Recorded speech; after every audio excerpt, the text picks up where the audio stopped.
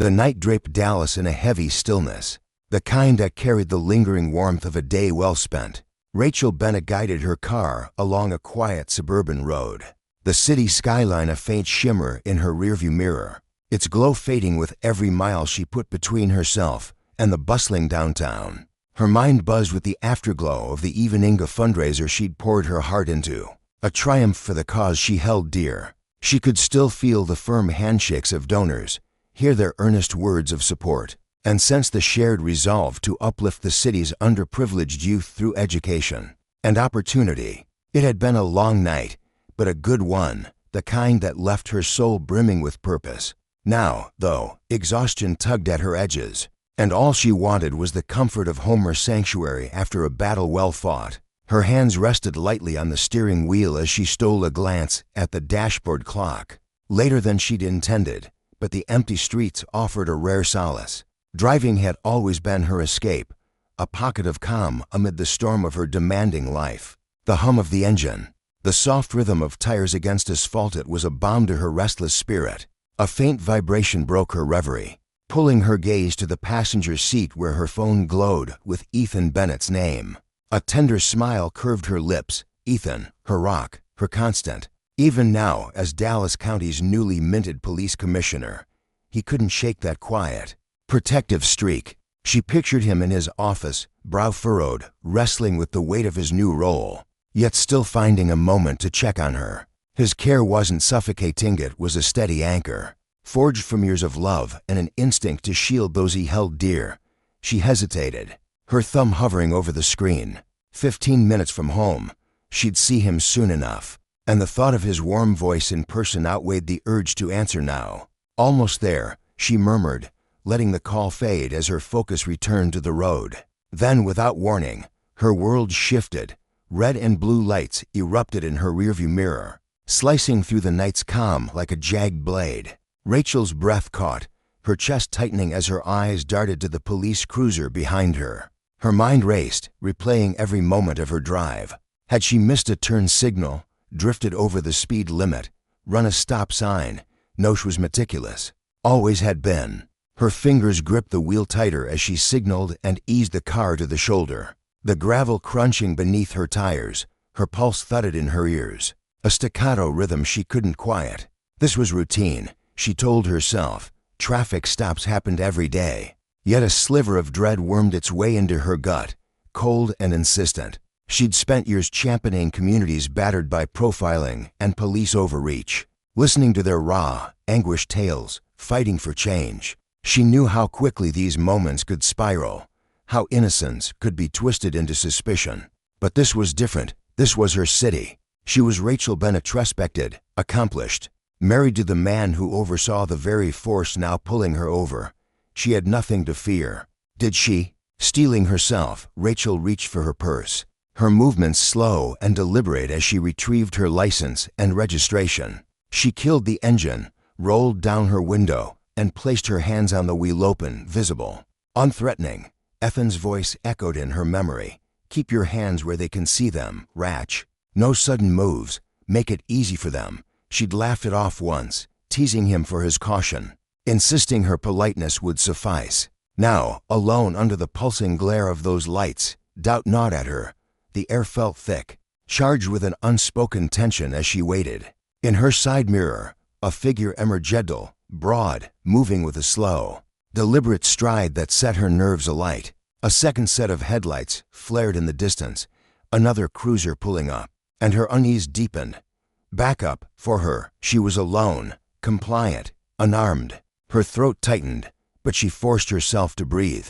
This was still nothing. It had to be. The officer reached her window, his shadow spilling across her car like ink. The flashing lights carved harsh lines into his face, amplifying the cold detachment in his eyes. Ryan Coley, his name tag glinted faintly, though she didn't know him. She didn't need to. His presence screamed authority, not the kind earned through trust, but the kind wielded like a blunt instrument. His hand rested on his belt, fingers brushing the edge of his holster, a silent assertion of power. License and registration, he said, his voice flat, stripped of warmth or courtesy. Rachel complied, her hands steady as she passed him the documents. watching as he took them without a glance. He wasn't checking. He wasn't even pretending to. A chill rippled through her. "May I ask why I'm being stopped?" she ventured, keeping her tone even, professional. Cole's gaze met hers, sharp and unyielding, appraising her like she was a puzzle he had no interest in solving. "We got a report about a vehicle matching this description involved in suspicious activity." Suspicious activity, Rachel's mind reeled. She'd been driving for 10 minutes, fresh from a charity event surrounded by witnesses. Who could have reported her? For what? "That must be a mistake," she said, measured but firm. "I just left a fundraiser downtown. I'm heading home." Cole didn't flinch, didn't probe. Instead, he shifted, his stance hardening. "Step out of the vehicle, Mum." Her heart lurched. "Excuse me." His posture stiffened, his voice cutting sharper. "Out of the car. Now." Panic clawed at her, but she fought it down. This wasn't right. Even if there'd been a report, even if wires had crossed, this wasn't protocol. She knew the lawyers of advocacy had drilled it into her. "Officer," she said, her voice a tight wire, "I'm happy to comply, but I'd like to know why." Cole's eyes narrowed, his tone slicing through the night. "Step out." Her hands trembled as she unbuckled her seatbelt, keeping them visible, and opened the door. The moment her feet hit the ground, tires crunched behind her another cruiser. 2 more officers emerged, one stocky, middle-aged, his bored expression etched with apathy. The other younger, clean-cut, fidgeting with a nervous energy. Lucas Reed, his name tag read. His discomfort stood in stark contrast to Cole's rigid control and the older officer's indifference. "Turner, Reed," Cole barked, "we're searching the vehicle." Rachel's stomach plummeted. "Wait, what? You don't have a warrant." Cole barely spared her a glance. "We don't need one." Her jaw tightened.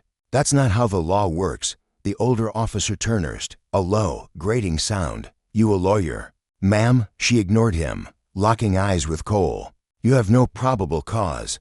He tilted his head, a faint smirk tugging at his lips. "We received a report."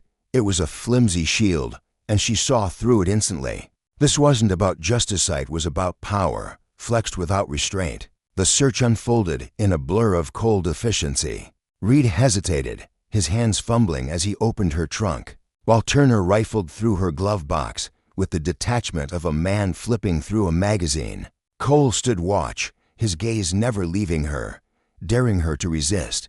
Humiliation burned in her chest, mingling with a rising fury. She'd built her life on integrity, on lifting others up. Yet here she was stripped of dignity on a dark roadside for no reason but their whim. She thought of the stories she'd heard, the families she'd stood beside, the promises she'd made to fight this very abuse.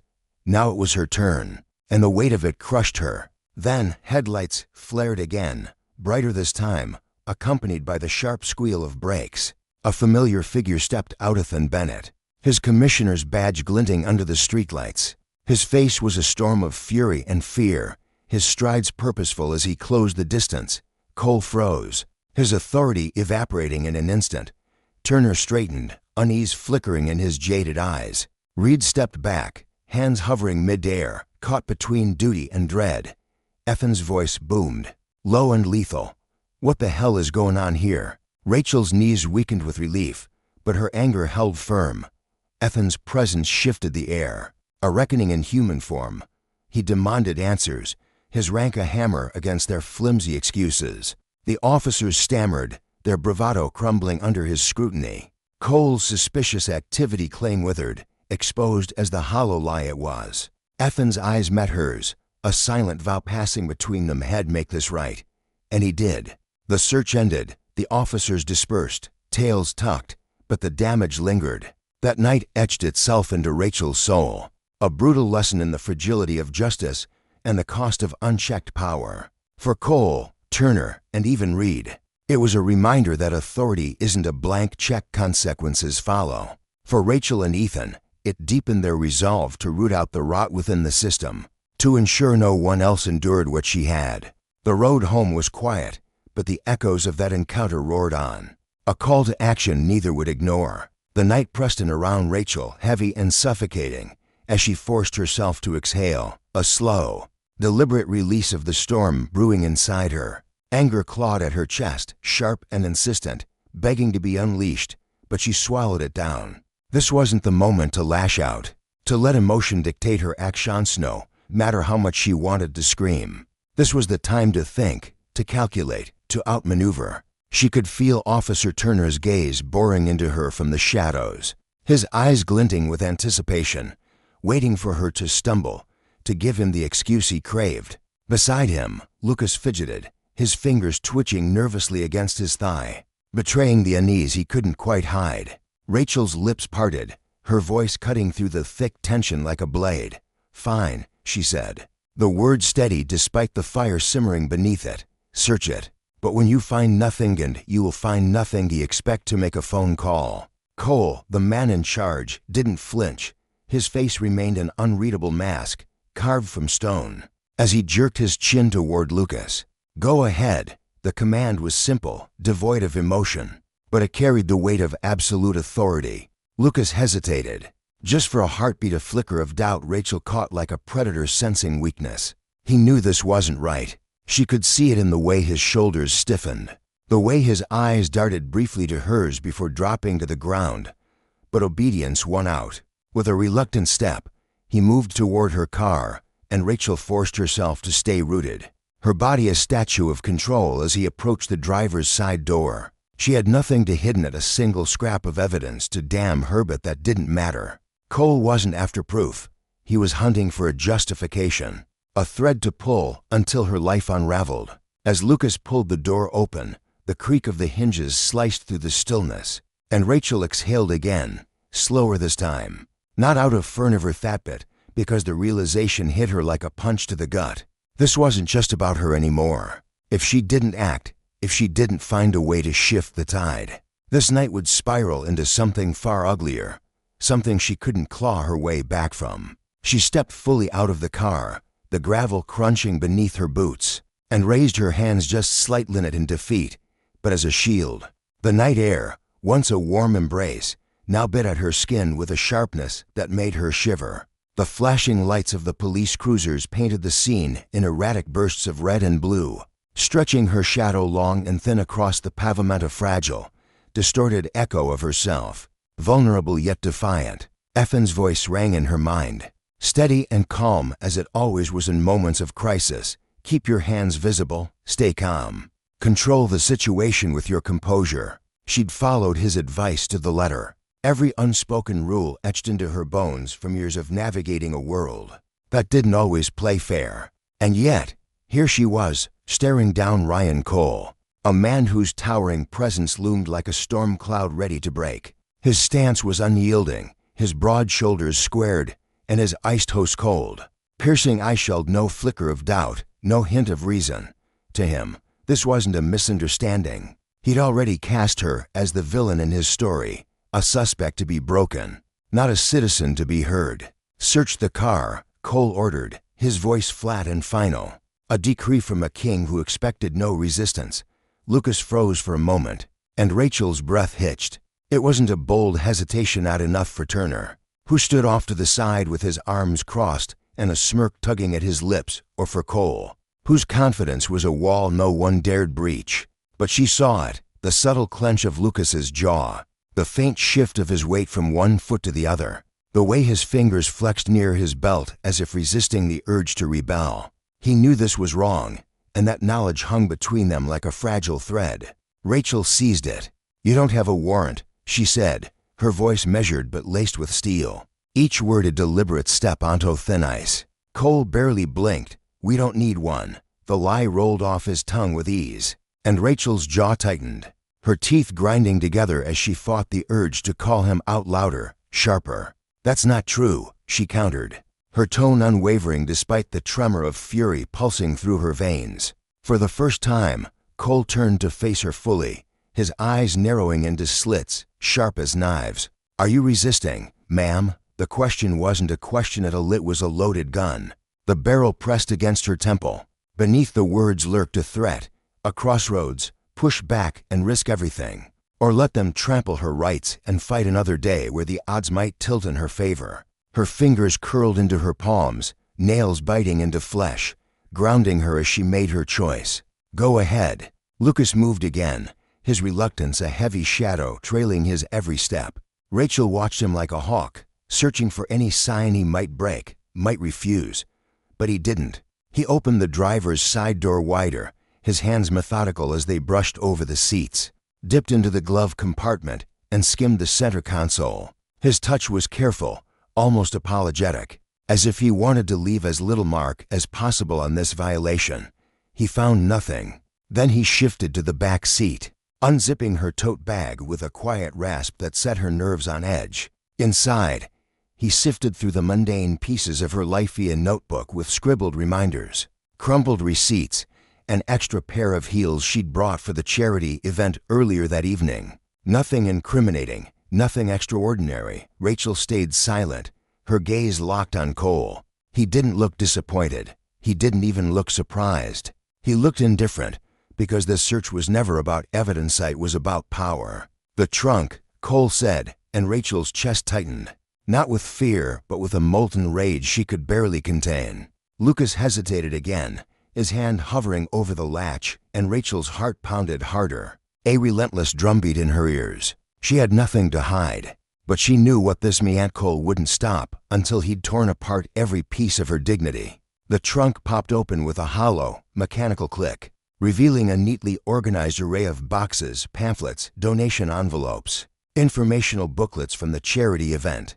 Lucas stared at them, motionless, and Rachel could almost hear the gears turning in his mind. What are we even doing here? Turner broke the silence with a low, mocking scoff. What the hell is all this? Rachel lifted her chin, her voice cutting through the night like a whip.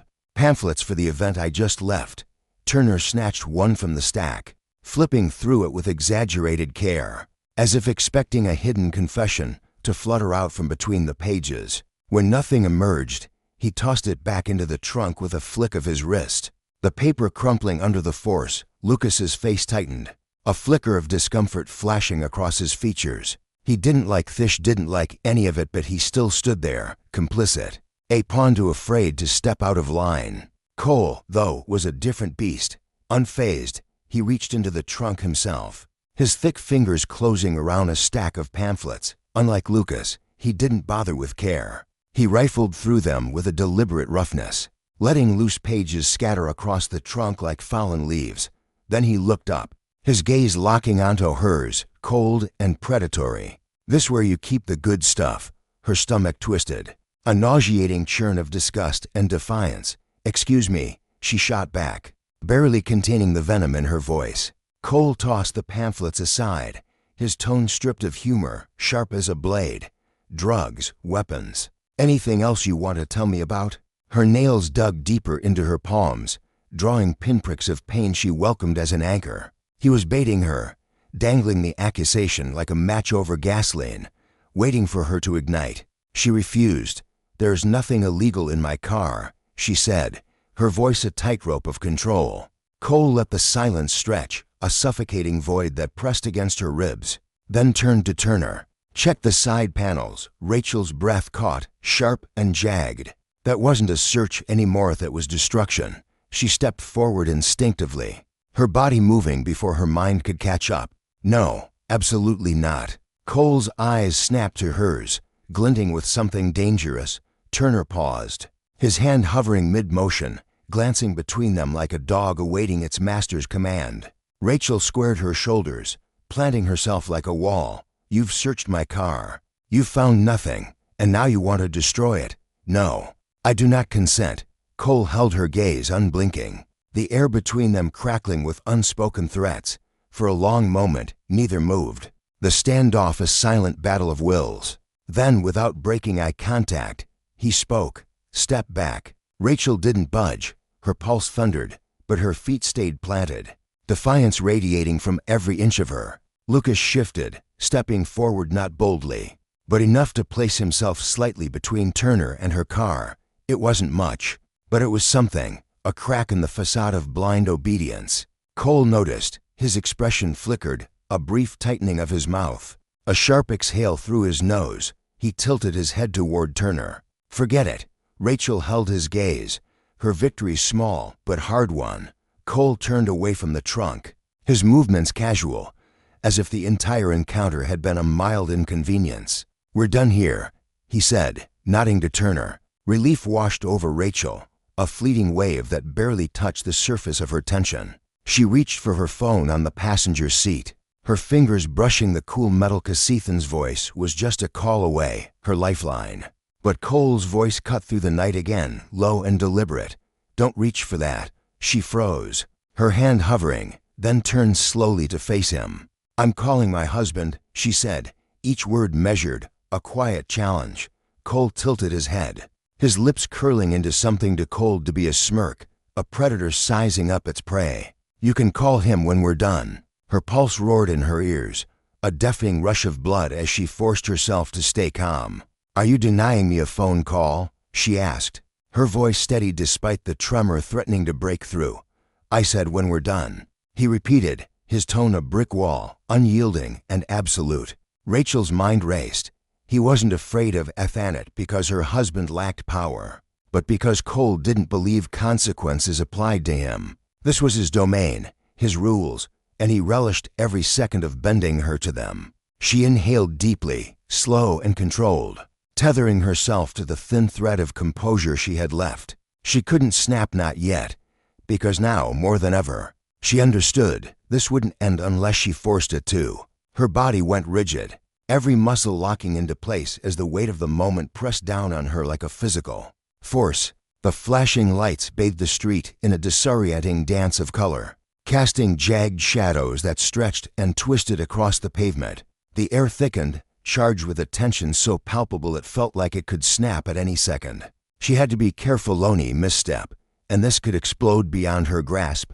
But she couldn't just stand there, a passive bystander in her own life. Her phone sat tantalizingly close, a beacon of hope on the passenger seat. If she could just reach it, call Ethan, everything would shift. Cavalry would come, and this nightmare would crack open. She took the risk, her hand darted forward, a split-second decision fueled by desperation and defiance. The night erupted with a sharp, commanding shout, "Don't move," and her pulse slammed against her ribs like a battering ram. A baton flashed into her peripheral vision, raised high, poised to strike. She whipped her head to the side, her eyes locking onto the officer wielding it.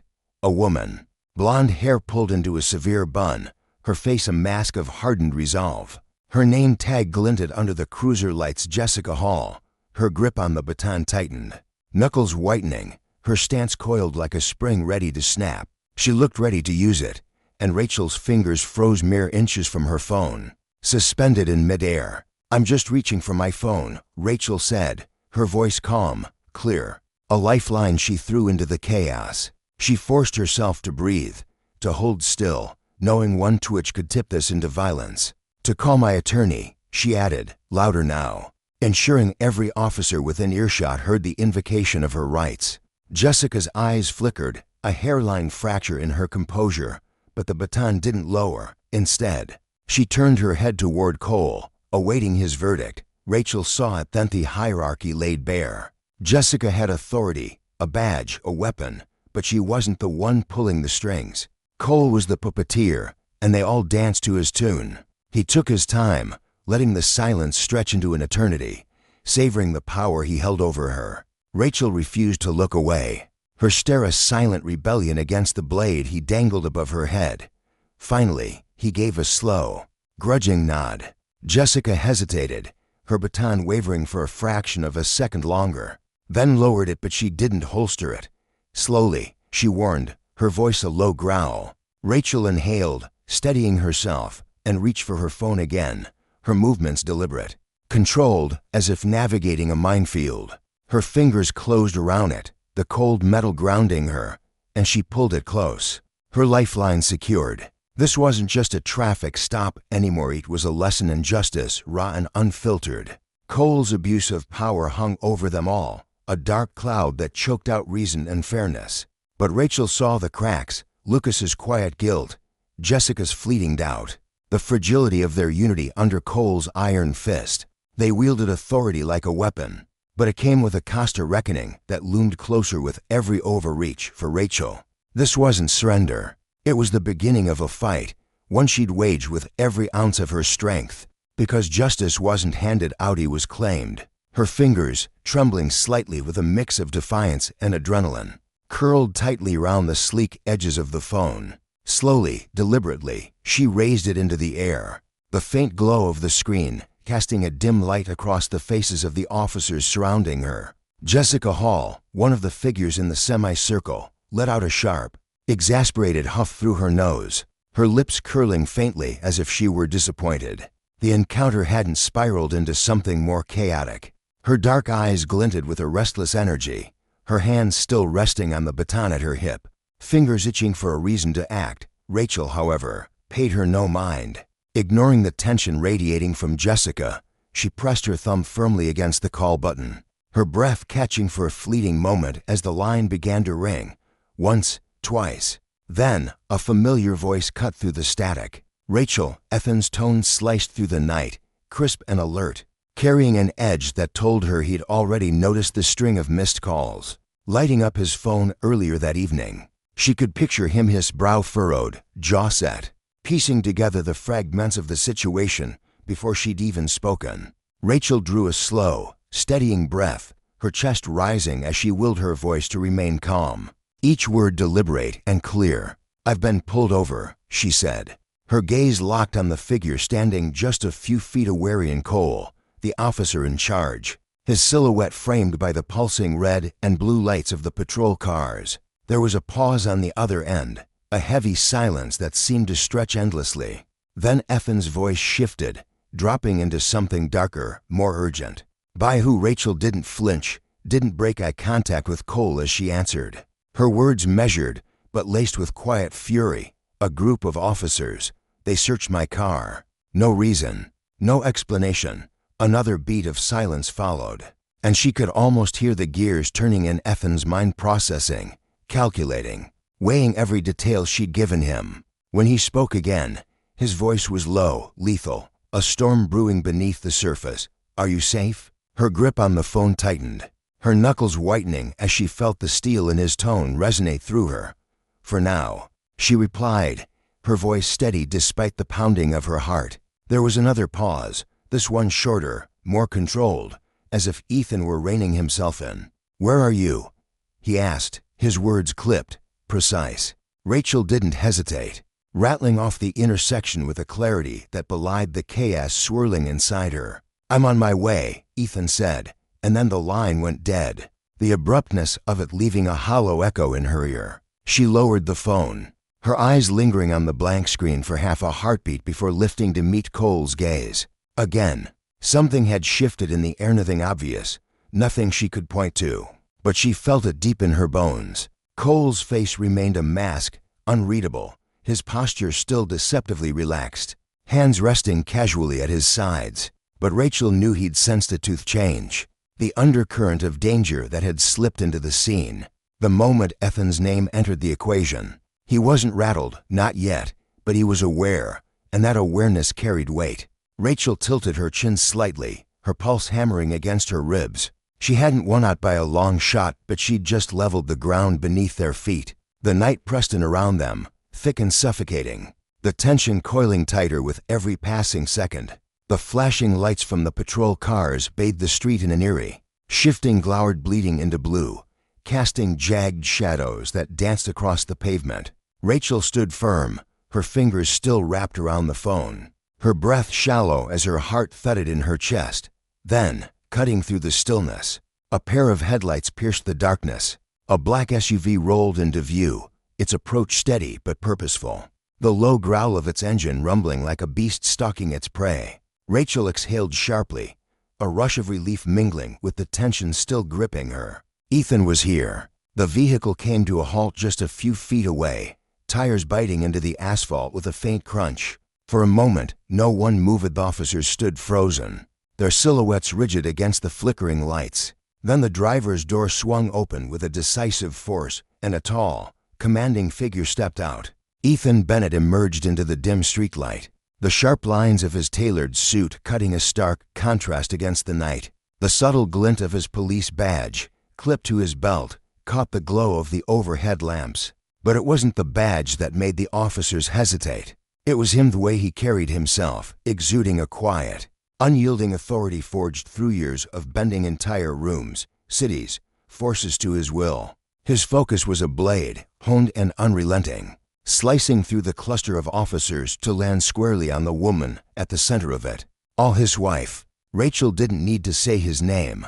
The moment his eyes locked onto hers, she felt the weight of his scrutiny. He took her in her rigid stance, the tension knotting her shoulders, the flicker of anger she couldn't quite bury beneath her composed exterior. She was holding herself together, but only just, and Ethan saw it all in an instant. His jaw tightened, a muscle ticking faintly beneath the skin. Before he turned his attention to the officers, silence reigned, heavy and unbroken, as they studied him, their expressions a mix of confusion and dawning unease.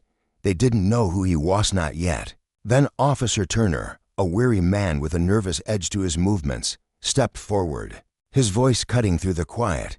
"Sir, I need you to back up." Ethan didn't so much as blink. Instead, he reached into his suit jacket with a slow, deliberate motion, pulling out his ID wallet and flipping it open. The gold emblem of the Dallas County Police Commissioner's badge gleamed. Under the harsh streetlights, a silent proclamation of power. When he spoke, his voice was calm, measured, but laced with a danger that sent a ripple through the group. "Do you have any idea who you just ordered to step back?" The reaction was instantaneous.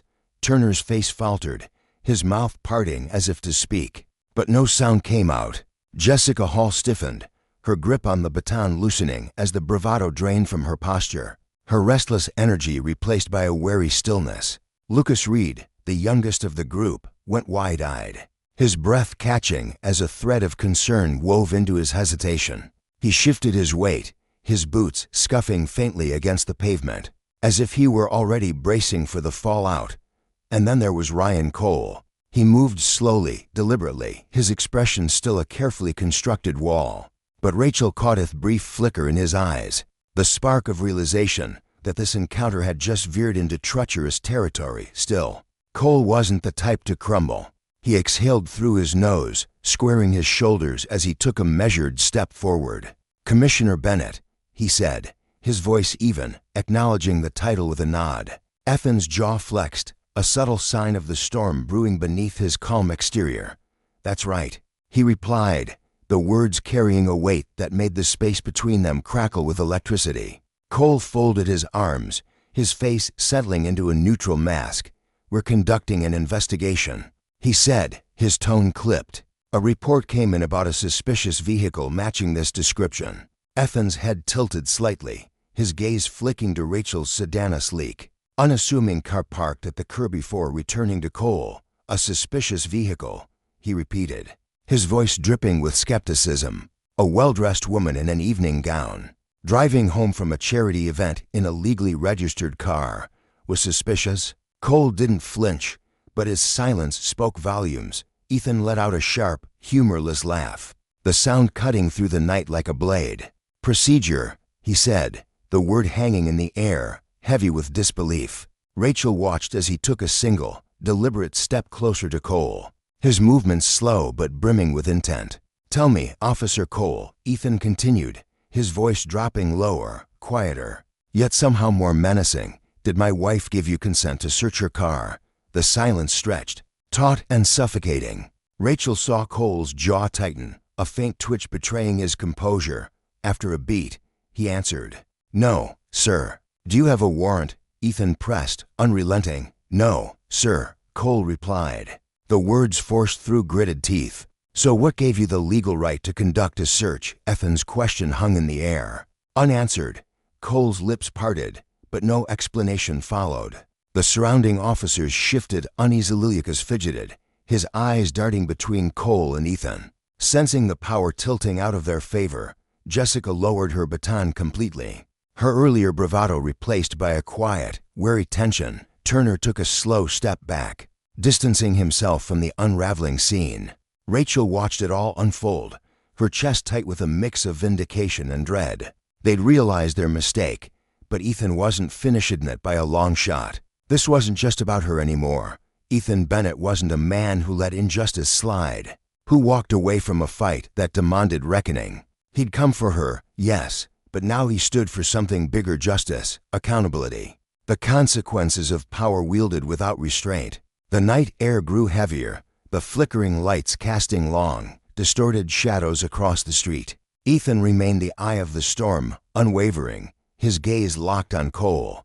"Do you have a warrant for that search?" he asked again, his voice sharp, direct, cutting through the silence with unforgiving precision. For the first time, Cole hesitated, subtle, fleeting, but there, a flicker of doubt in his eyes, a hitch in his breath. Ethan caught it, his years of experience honing his ability to spot the moment someone knew they'd overstepped. "I asked you a question, Officer Cole," Ethan said, his tone sharpening further. Cole licked his lips, shifting his stance. "We were acting on a report of suspicious activity," he said.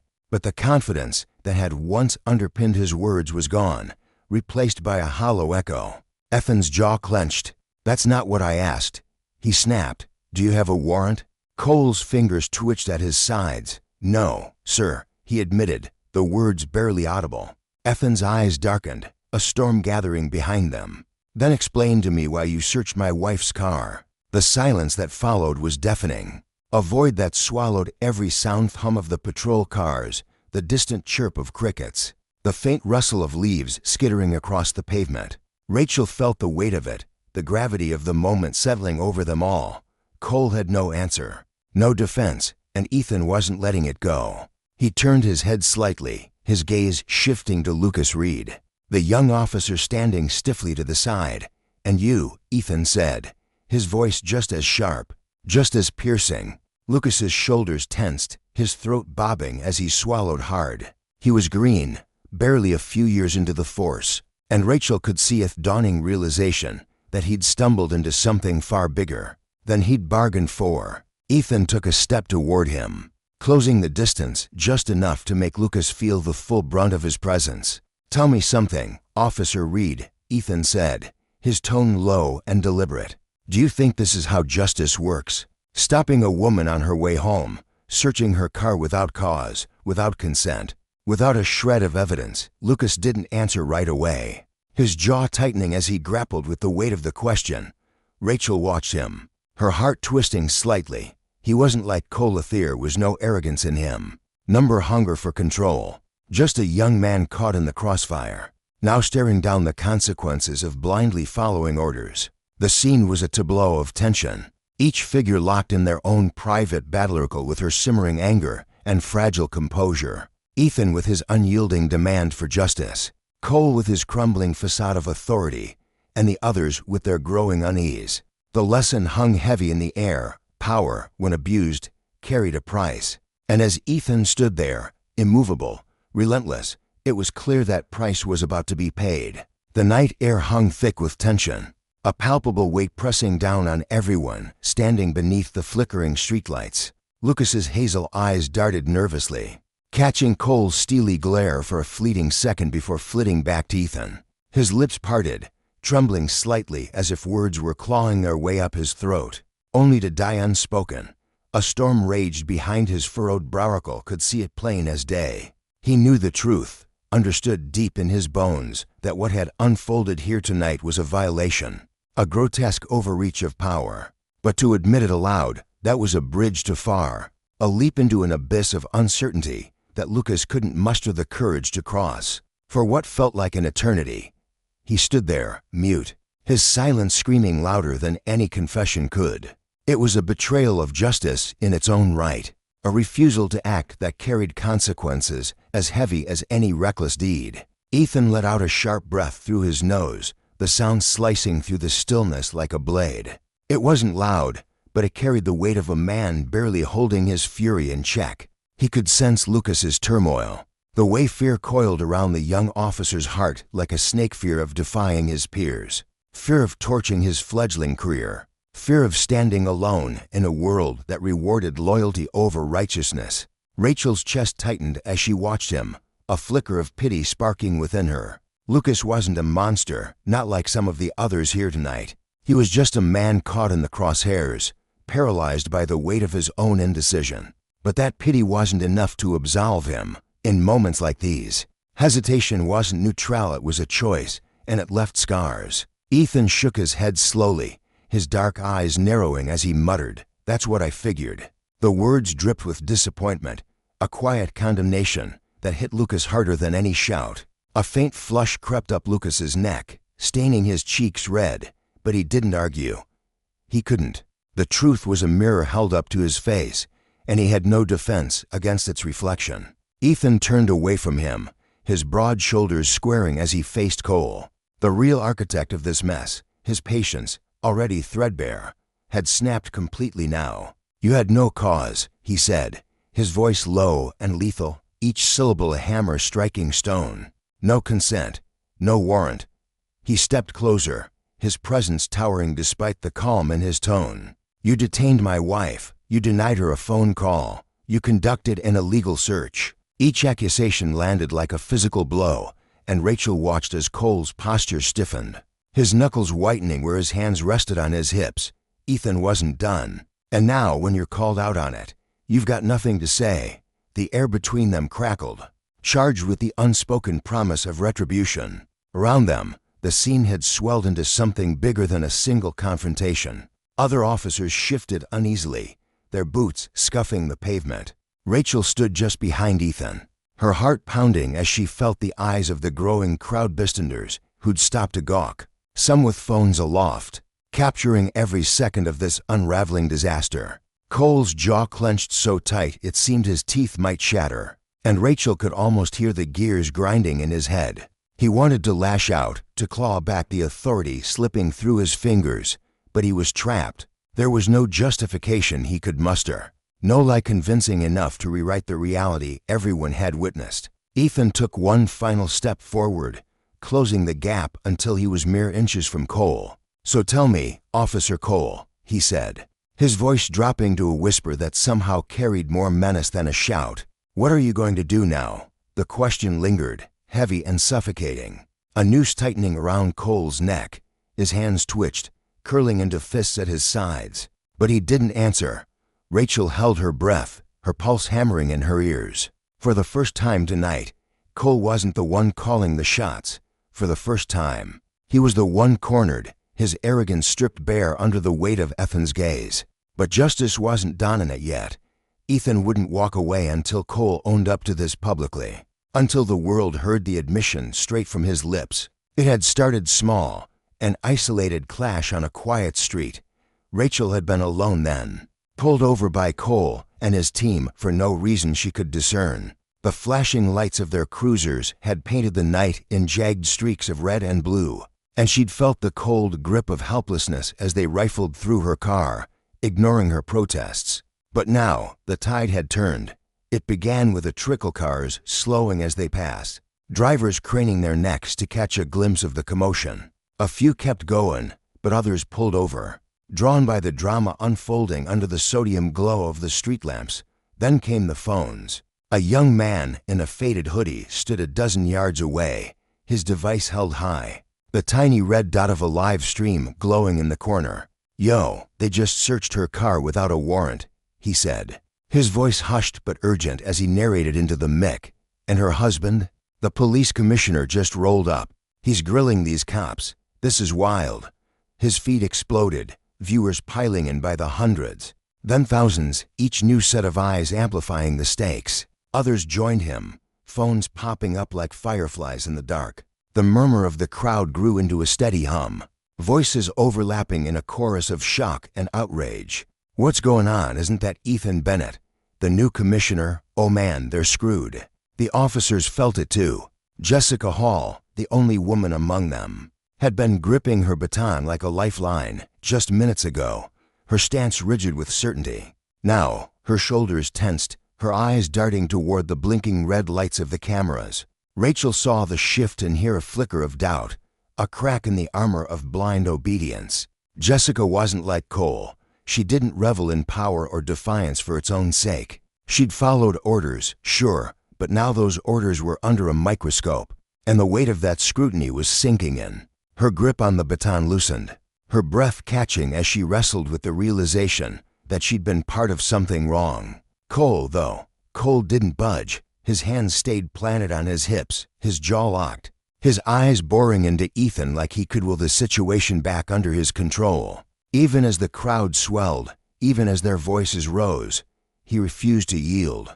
But the ground was shifting beneath him, and he couldn't stop it. Then came the escalation. A news van screeched to a halt at the curb, its tires kicking up a faint cloud of dust. The logo emblazoned on its side, Channel 7 News, sent a jolt through Rachel. The passenger door flew open, and out stepped Carmen Ruiz, a force of nature in a crisp navy blazer. Microphone in hand, camera operator trailing her like a shadow. She moved with the precision of a predator who just scented blood. If anyone could turn this into a reckoning, it was her. Ruiz had built her career on exposing corruption, her relentless reporting toppling more than a few powerful figures. And now, she'd stumbled into a story that could shake the city. "Commissioner Bennett," she called, striding forward with her mic raised. "Can you confirm what's happening here?" Ethan didn't flinch. He turned his head just enough to meet her gaze, his voice steady as steel. "You'll have to ask these officers," he said, the faintest edge of a challenge in his tone. "They started this stop. I'm just here to make sure accountability isn't optional." Ruiz's eyes snapped to Cole, her camera zooming in tight on his face. "Officer, is that true?" she pressed. For the first time, a shadow of unease crossed Cole's features, not enough to shatter his composure, but enough to hint at the storm brewing inside. Ruiz didn't relent. What was the probable cause for this stop? Why was this vehicle search without a warrant? Rachel caught Jessica's sharp exhale, the way her shoulders hunched as if she could shrink from the spotlight. Guilt was etching itself into her face now, plain for anyone to see. Cole finally spoke, his voice clipped and brittle. "We were following a report." Ruiz pounced. What kind of report justifies violating search and seizure laws? His silence stretched too long, and the crowd pounced on it. Comments flooded the live streams. "They've got nothing." "He's stalling. This is illegal, right?" As more phones rose, more voices joined the fray. Ruiz pressed harder. "Did Mrs. Bennett give you consent to search her vehicle?" Jessica's jaw tightened, her eyes dropping to the pavement, but Cole stood firm, unyielding even as the truth loomed over him like a guillotine. Rachel almost felt sorry for him. Almost. He was staring down the barrel of his own undoing and still refusing to blink. But it didn't matter anymore. This wasn't his show to run. The police lights kept flashing, bathing the scene in a chaotic dance of color. The officers who'd once held sway now squirmed under the glare of public judgment, their every move dissected in real time. Then came the sound of tires on asphalt. A black and white SUV rolled up, its arrival cutting through the crowd's murmurs like a knife. The driver's door swung open, and out stepped Lieutenant Derek Monroe, Cole's commanding officer. His uniform was crisp, his radio crackling faintly at his shoulder. But the deep furrow in his brow told a different story. He wasn't happy to be here, dragged out of bed for a mess that should have stayed contained. His gaze swept the Senate patrol cars, the scattered pamphlets from Rachel's trunk still littering the ground, the crowd buzzing with anticipation before landing on Ethan.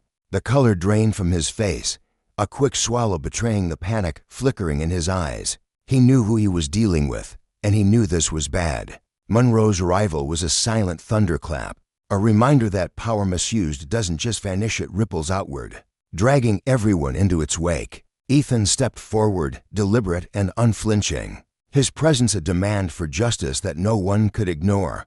Rachel watched it all unfold, her heart swelling with a strange mix of pride and dread. This wasn't just about her anymore. It was about the cost of overreach, the fragility of trust, and the unyielding truth that when power forgets its limits, it's the people who hold it to account.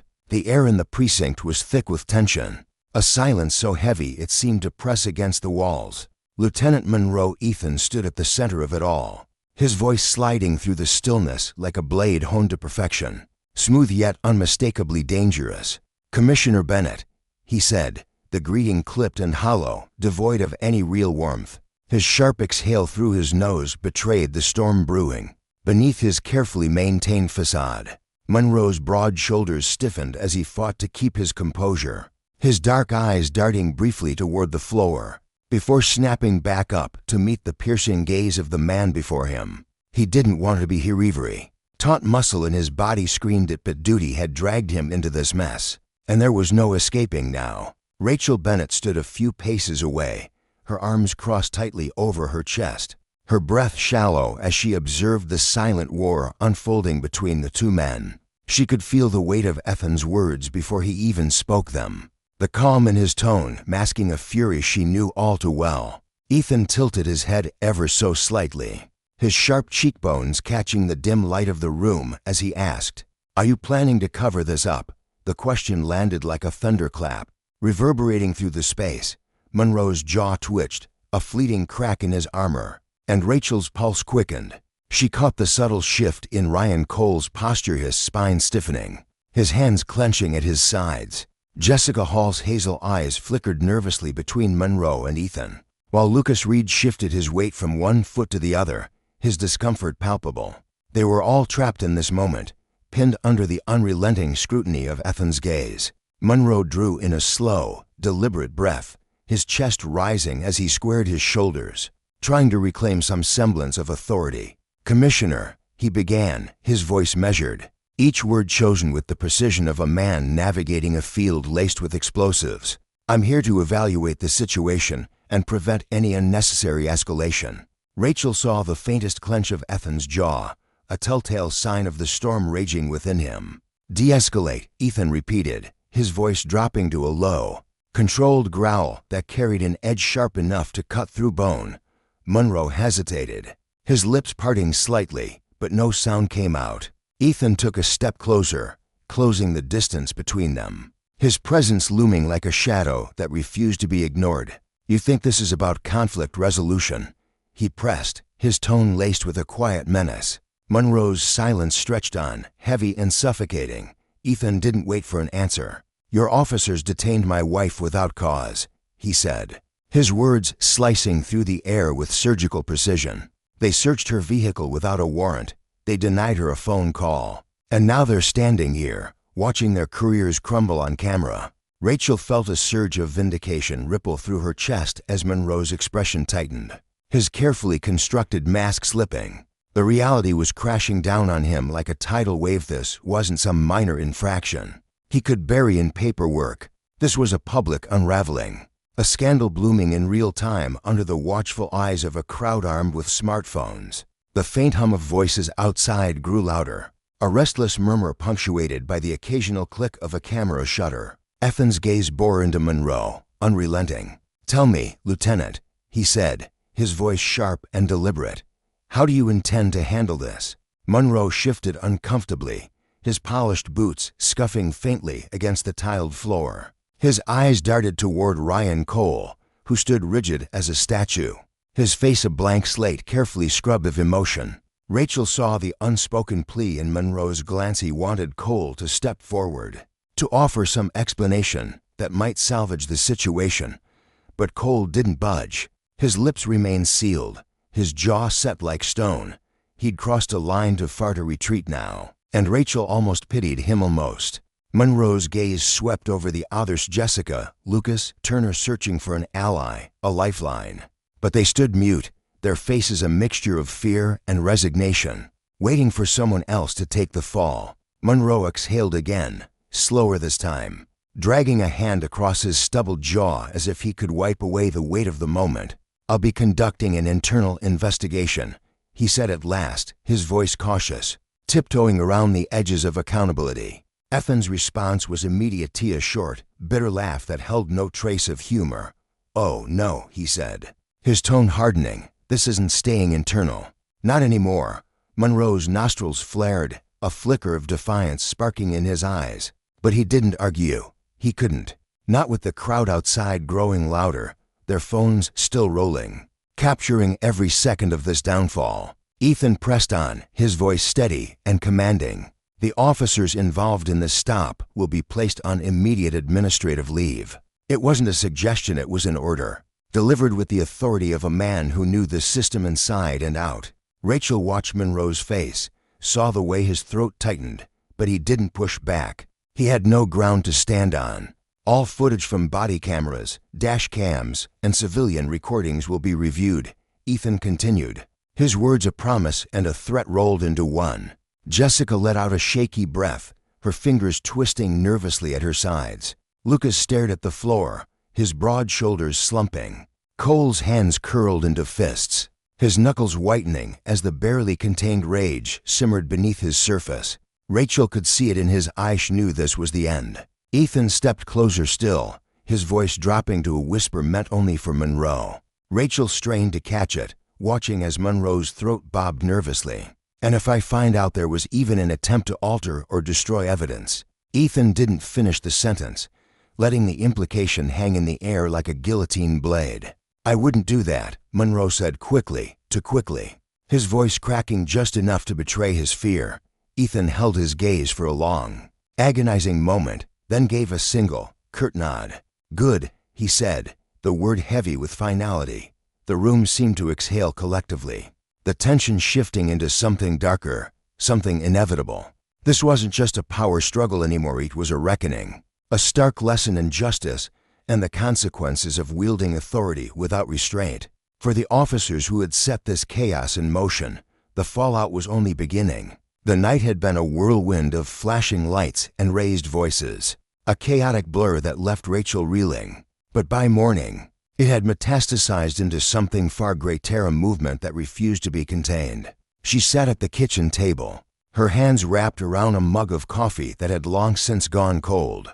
The bitter scent lingered in the air, unnoticed, as her eyes remained glued to her phone screen. For the past 2 hours, she'd watched her name climb the ranks of every social media platform imaginable, trending alongside hashtags that pulsed with raw, unfiltered anger. Justice for Rachel. Shame and Dallas, no more abuse we offer. What had started as a handful of shaky bystander videos had exploded overnight, picked up by national news outlets that dissected every frame with relentless precision. Clips of her detainment, Ethan's confrontation with Ryan Cole, and Monroe's fumbling attempts at damage control played on an endless loop, each view stoking the fire of public outrage. Rachel tapped on one of the viral videos, her own face staring back at her from the screen.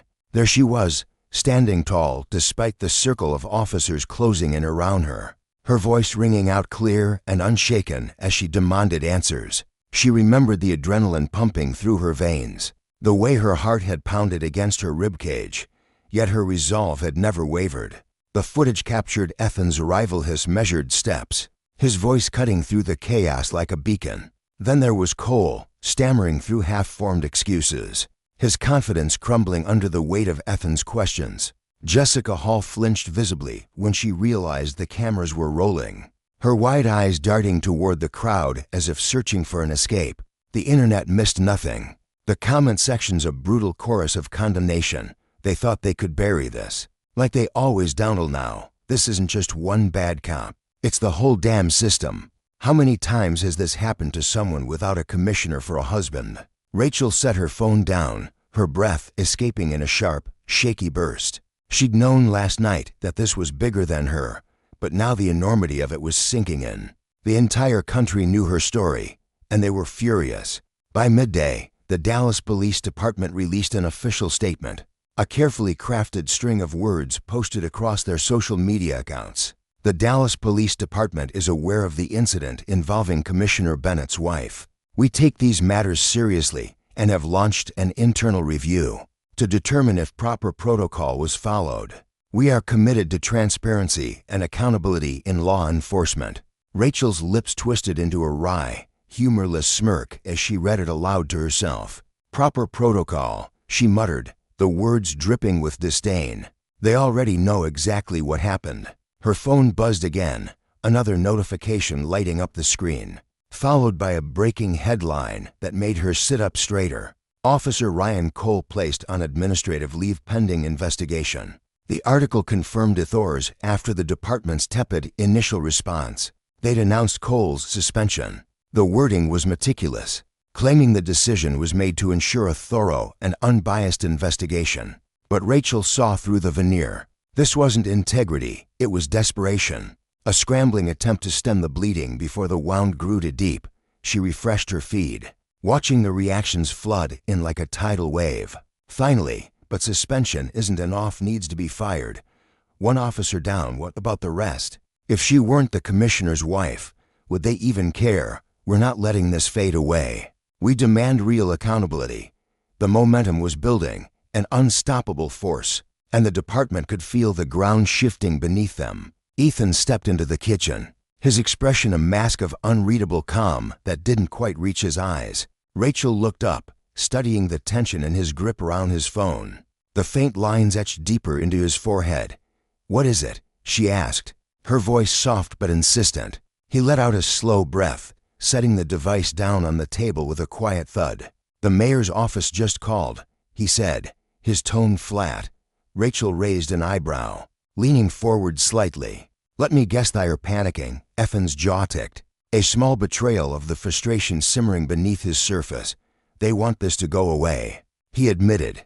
"They're hoping suspending Cole will quiet things down before it gets worse." Rachel shook her head, a spark of defiance flaring in her chest. "They still don't get it, do they?" she said, her voice steady. Ethan met her gaze, his dark eyes mirroring her resolve. "No," he replied simply, "they don't."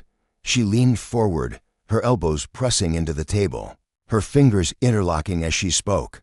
"This isn't about just one cop, Ethan. This is about a system that let them think they could do this without facing consequences. People are angry and they have every right to be." Ethan rubbed a hand over his face, exhaling heavily. "I know," he said, his voice quieter now, tinged with weariness. "And I don't think this ends with Cole." The department's scrambling, reviewing body cam footage, trying to figure out if they need to discipline the others involved. Rachel's lips pressed into a thin line. "They're not reviewing footage because they want to," she pointed out, her tone sharp. "They're doing it because the whole world is watching." Ethan didn't argue he couldn't. She was right, and they both knew it. By late afternoon, the scandal had metastasized further. Multiple officers were now under review. Their names splashed across headlines as journalists dug into Cole's past, unearthing a trail of complaints that had been quietly swept aside. The mayor's office shifted from vague assurances of monitoring the situation to promises of working closely with the department to ensure a full and fair investigation. But the damage was done. The lesson was clear: power, when abused, carried a price, and justice, so ever delay it, could not be silenced forever. For Rachel, Ethan, and the city watching their every move, this was only the beginning. The air in the Dallas City Hall press room crackled with a tension so thick it seemed to hum through the walls. Every seat was taken, reporters spilling into the aisles, their notebooks clutched tightly, pens poised like weapons ready to capture history. Cameras lined the back, their lenses glinting under the harsh fluorescent lights, while a low buzz of whispered speculation rippled through the crowd. This wasn't just another routine briefing, it was a storm about to break, a moment heavy with the promise of upheaval. At the heart of it stood Ethan Bennett, the police commissioner, his tall frame anchored behind a polished wooden podium. The city's seal gleamed on its front, a symbol of authority now teetering on the edge of scrutiny. Behind him, the Dallas Police Department's banner hung proudly, flanked by a handful of city officials in crisp suits, their faces tight with unease. But no one in that room doubted who held the Reinsithen's presence dominated. His broad shoulders squared, his jaw set like stone. He didn't flinch as the camera flashes erupted, their light bouncing off his dark eyes. To the untrained observer, his face was a mask of calm, unreadable and steady. But beneath it churned a tempest of resolve. Ethan had spent sleepless nights wrestling with what he was about to do, knowing this wasn't just about his wife, Rachel. Anymore, it was about every soul who'd ever trembled under the weight of a badge's misuse. The murmur of the crowd faded into a brittle silence as he stepped closer to the podium, his fingers curling around its edges. The microphone sputtered to life with a faint crackle, amplifying the stillness that followed. He let it linger, a deliberate pause that pressed down on the room like a judge's gavel, commanding every eye, every breath, to wait. "Good afternoon," he began, his voice cutting through the quiet like a blade, firm and unshaken. "I want to start by recognizing the gravity of what's unfolded over the past 48 hours. The room was so still that the soft click of a camera shutter echoed, a solitary heartbeat in the hush. Ethan's gaze swept the sea of faces before him, reporters hungry for a scoop, officials shifting uncomfortably in their seats, and he felt the weight of their expectations settle on his shoulders. "An incident occurred involving my wife," Rachel Bennett, he continued, his tone measured but laced with an edge of steel, an incident that should never have taken place. But let me be clear, this isn't just about her. This is about a deeper, systemic failure, one that's festered unchecked for far too long. A ripple of murmurs stirred the crowd, a wave of shock and curiosity. Ethan leaned forward slightly, his voice sharpening as he pressed on. The officers involved in this illegal stop didn't just break department policy, they broke the law. And most critically, they shattered the trust of the very community they vowed to serve. Flashbulbs popped like gunfire, illuminating the room in staccato bursts. Reporters scribbled furiously, their pens racing to keep up with the commissioner's words. Ethan's chest tightened as he spoke, not from fear, but from the fire of conviction burning within him. This isn't about one isolated night, he said, his voice rising with purpose. This is about a culture that's allowed abuses like this to thrive. That ends today. I'm announcing immediate, sweeping changes to the Dallas Police Department. The murmur swelled into a roar, a chaotic symphony of gasps and whispers. Ethan drew a slow breath, steadying himself before delivering the next blow. Effective immediately, the officers involved have been suspended, and formal investigations into their actions are already underway. The room erupted. Reporters jolted upright, some shouting over each other, their voices a tangle of disbelief and excitement. This wasn't the usual half-hearted apology they'd come to expect from officials caught in a scandal. Ethan was drawing a line in the sand, and he wasn't stepping back. But that's not all. He continued, his tone resolute. I'm ordering a complete overhaul of our department's procedures. We're targeting racial profiling, unlawful searches, and any abuse of power.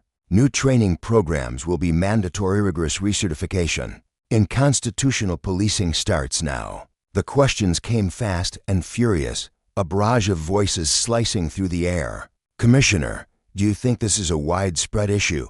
Will more officers face investigations? Are you admitting the Dallas PD is corrupt? Ethan raised a hand, his palm steady but commanding, silencing the chaos with a single gesture. We're not here to speculate, he said, his voice a low growl of determination. We're here for accountability, and this department will answer for its failure starting today.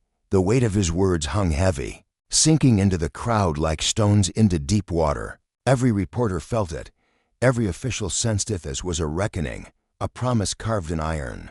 Then Ethan stepped aside, his gaze shifting to Rachel. She'd been standing off to the side, a quiet figure in the storm, her arms crossed tightly over her chest. Her dark hair framed a face etched with resolve, but her eyes betrayed a flicker of something deeper. Anger, yes, but also a bone-deep weariness. She hesitated for a heartbeat, not out of fear, but because she knew the enormity of what she was about to unleash. The click of her heels against the stage floor echoed as she approached the podium, each step a declaration of her refusal to shrink. She took Ethan's place, her hands resting lightly on the wood, and scanned the crowd. Her gaze was a lighthouse beam cutting through fog and wavering, piercing, daring anyone to look away. I'm not the only one this has happened to, she said, her voice clear and sharp, slicing through the room's electric hum. The words landed like a thunderclap, their truth reverberating in the silence that followed. Rachel's throat tightened as she spoke, memories of that night flooding back, flashing lights, the cold steel of handcuffs, the officers' sneers as they dismissed her protests. But she pushed the emotion down, channeling it into strength. The only difference between me and countless others is that I had a camera rolling. I had a husband with authority. But what about the people who don't? She let the question hang, her eyes locking onto the crowd, forcing them to sit with the discomfort of it. How many have been stopped, searched, humiliated, with no one to stand up for them? How many have screamed into the void, only to be ignored? The cameras kept flashing, their relentless glare illuminating the fire in her expression. Rachel's voice grew steadier, fueled by the stories she'd heard in the days since her ordeal whispered confessions from strangers, in grocery lines, tearful voicemails from mothers who'd lost sons to the same injustices. I've listened to this city, she said, her tone swelling with conviction. People who've been silenced, people who've lived in fear because they knew no one would believe them.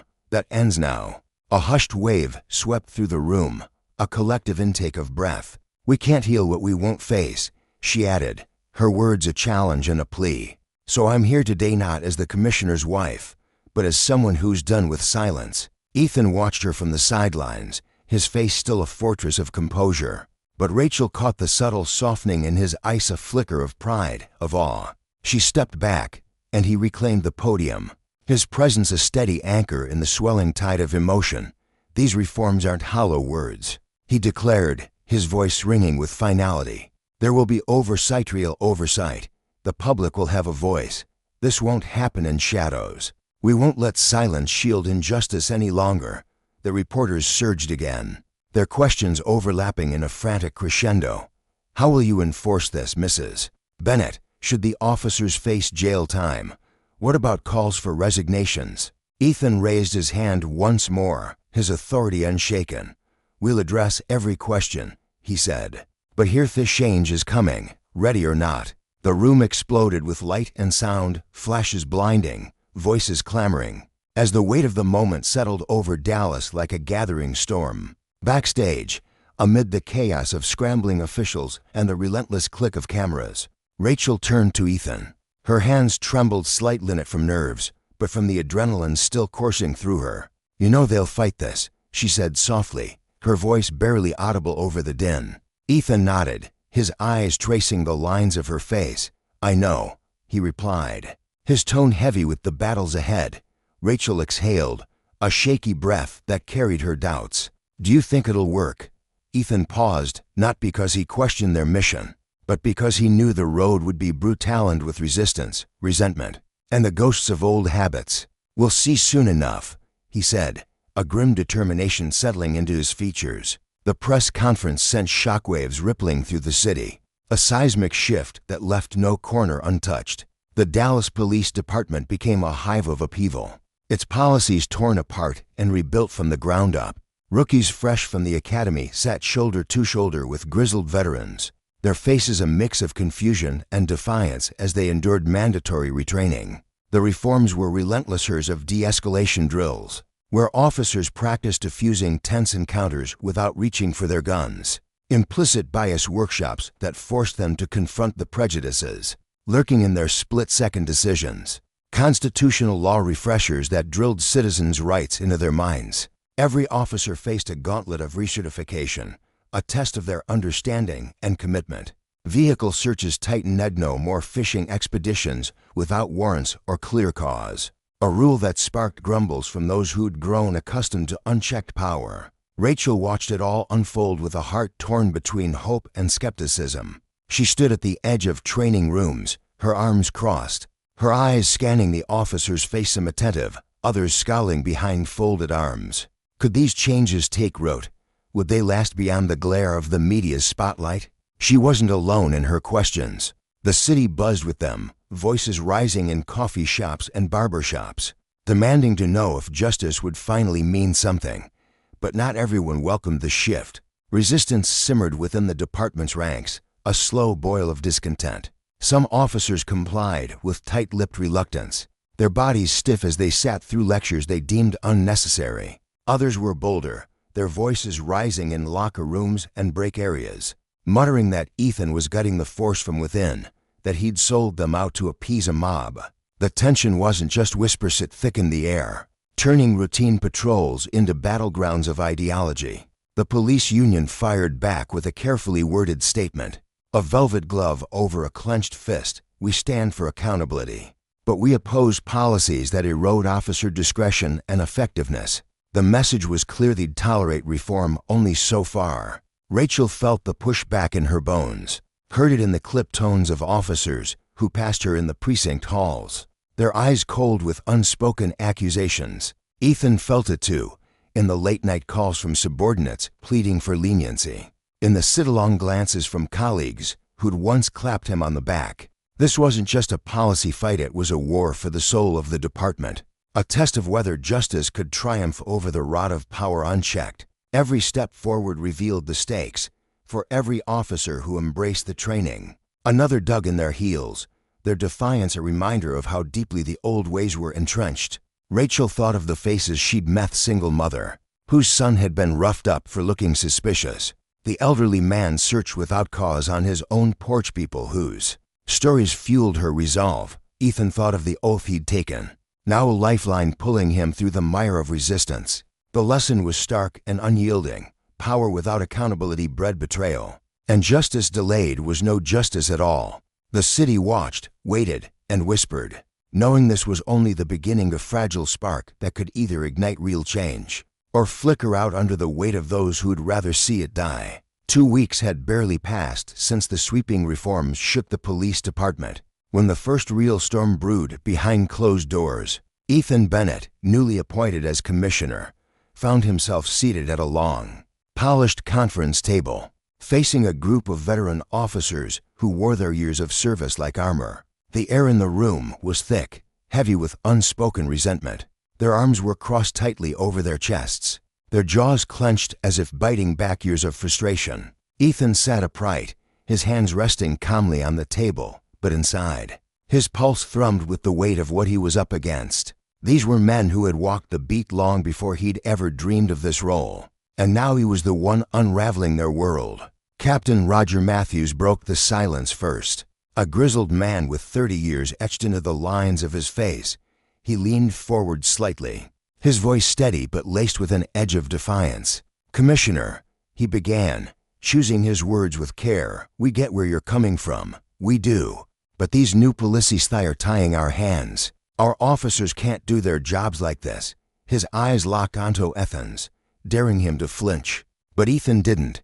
He met Matthews's gaze head-on, his own voice calm yet cutting. "You mean they're making it impossible to trample on people's rights without facing the music?" A ripple of discomfort passed through the room. Some officers shifted in their seats, their boots scuffing the floor, while others stared at the table, avoiding his piercing look. Matthews's face hardened, his lips pressing into a thin line, but he held his tongue. Then Sergeant Tom Reyes, a weary man with a quick temper, piped up, unable to contain himself. "Come on, sir," he said, his voice rising with exasperation. "Some of these reforms they've got officers second-guessing every move out there. You think the bad guys are gonna pause and let us check off some list before we act?" His hands gestured wildly, as if the absurdity of it all could be waved away. Ethan leaned forward, his elbows resting on the table now, his eyes narrowing as he studied Reyes. "Tell me, Sergeant," he said evenly, "which part of upholding the law is slowing you down?" Reyes froze, his mouth opening, and then closing again, words failing him. The silence stretched, taut and uncomfortable, until Ethan pressed on. "There are two kinds of officers here," he said, his voice growing firmer. "Those who want to serve with honor, and those who are mad they can't cut corners anymore. If you're the first kind, these rules shouldn't faze you." Matthews's jaw twitched, a muscle jumping under his skin, but he didn't argue. What could he say? Ethan had laid down the gauntlet, and the truth of it hung heavy in the room. They all felt it. But the pushback didn't end with words. Within weeks, whispers turned into action. Reports trickled in, officers dragging their feet on calls, response times stretching longer than ever. It was a quiet rebellion, a sulky protest against the new order. Some stopped patrolling altogether, claiming the fear of reprimands for petty missteps had paralyzed them. Ethan saw it for what it was, a tantrum dressed up as principle. Standing before a swarm of reporters one gray afternoon, microphones thrust toward him, he didn't mince words. "If following the law feels like a shackle," he said, his voice ringing with conviction, "then maybe the badge isn't for you." The message echoed, "Shape up or ship out," and some chose the latter. A handful of officers stormed into his office over the next few days, slamming resignation letters onto his desk, their faces red with indignation. They couldn't stomach a system that demanded accountability. Rachel Bennett, Ethan's wife and fiercest ally, watched it all unfold with a quiet intensity. One night, as they sat over a simple dinner of roasted chicken and steamed greens, the clink of forks against plates filling the silence, she looked at him and said, "Let them go. The department's stronger without them." Her voice was soft but resolute, her dark eyes gleaming with a fire that had grown since that fateful night months ago. The night that had changed everything. Ethan nodded, a faint smile tugging at his lips. She was right, as always. But it wasn't just about who left, it was about who stayed, and what they'd do next. For every officer digging in their heels, others stepped forward, eager to embrace the shift. Lucas Reed was one such soul, young and weary, with a mop of sandy hair and eyes that still held a flicker of uncertainty. He'd been there that night Rachel had been pulled over, searched, and humiliated for no reason but the color of her skin and the assumptions of power-drunk officers. Lucas had stood on the sidelines, his heart pounding, torn between the orders barked at him and the gnawing sense that it was wrong. He'd frozen, and the guilt had gnawed at him ever since, a relentless ache in his chest. Now, he was determined to make it right. He threw himself into the new training sessions, claiming a front-row seat, his pencil scratching furiously as he scribbled notes. He asked questions probing, earnest once about constitutional rights, about ethics, about what it really meant to protect and serve. One humid afternoon, after a grueling session on lawful policing, Lucas lingered as the others filed out. His boots scuffed the linoleum as he approached Rachel, who'd been guest speaking that day. "Mrs. Bennett," he said, his voice catching slightly. She turned, one eyebrow arching as she took him in. "Yes," she replied, her tone warm but curious. Lucas swallowed hard, his Adam's apple bobbing, then squared his shoulders. I need to say something." That night he should have spoken up. "I knew it was wrong. But I just stood there. I let it happen." His words tumbled out, raw and unsteady, his hands clenching at his sides. Rachel studied him, her gaze softening. He was so young, still finding his footing, and yet here he was, choosing a path. "What matters," she said gently, "is what you do now." Lucas nodded, his jaw tightening with resolve. "I won't let it happen again," he vowed, and for the first time in months, Rachel felt a flicker of hope ignite within her, a fragile, glowing ember amid the chaos. The fight was far from over. Resistance within the department simmered, a stubborn undercurrent refusing to be swept away. But outside, the tide was turning. The public had awoken, their voices rising in a chorus of demands. City council meetings overflowed with citizens' mothers clutching photos of lost sons, students with handwritten signs, retirees who'd seen too much in their decades.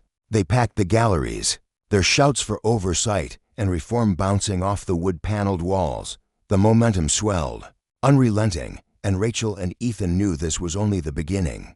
Changing a system this entrenched was like chipping away at stone, slow, grueling, but possible. Rachel hadn't sought this war. For years, she'd poured her heart into her community, organizing food drives, tutoring kids after school, rallying funds for local causes. She'd been content in that quiet, steady work. But that night, under the harsh glare of flashing lights, pinned against her car as officers tore through her belongings, something inside her fractured. It wasn't just her humiliation, it was the realization of how often this happened. How many others had faced worse without a voice to cry out. She could have walked away, grateful her story had sparked change, and slipped back into her old life. But she couldn't. She wouldn't. Instead, she listened. She sat with community leaders in cramped living rooms, their voices trembling with anger and grief. She held the hands of mothers who'd buried children, their tears soaking into her sleeves. For every tale like hers where the damage was only to pride, there were dozens more of shattered lives, of blood spilled needlessly. She carried those stories like a torch. At town halls, her voice rang out, steady and fierce, demanding accountability. She stood before lawmakers, her presence a quiet storm, urging them to act. Soon, her words carried her to university lecture halls, national conferences, stages where the stakes felt impossibly high.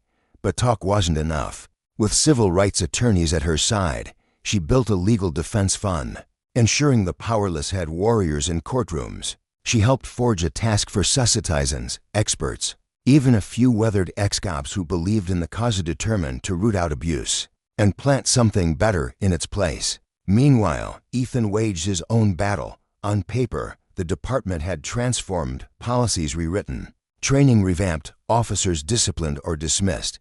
But he wasn't naive.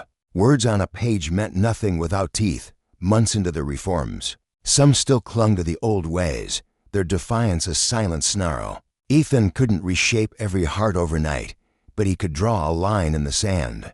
Abuse your power, break the law, put your ego above the people you swore to serve. You were finished. Adapt or leave, he told them, his voice steel-clad, and he meant it. The toll was heavy. Police unions railed against them, their statements dripping with venom. Politicians branded them enemies of law enforcement, their speeches rallying the fearful. Hate mail flooded Rachel's inbox, scrawled threats, vicious slurs, while officers spat accusations of betrayal at Ethan. Their resignations a pointed jab at his leadership, but they pressed on, driven by a truth they couldn't ignore. Justice couldn't wait.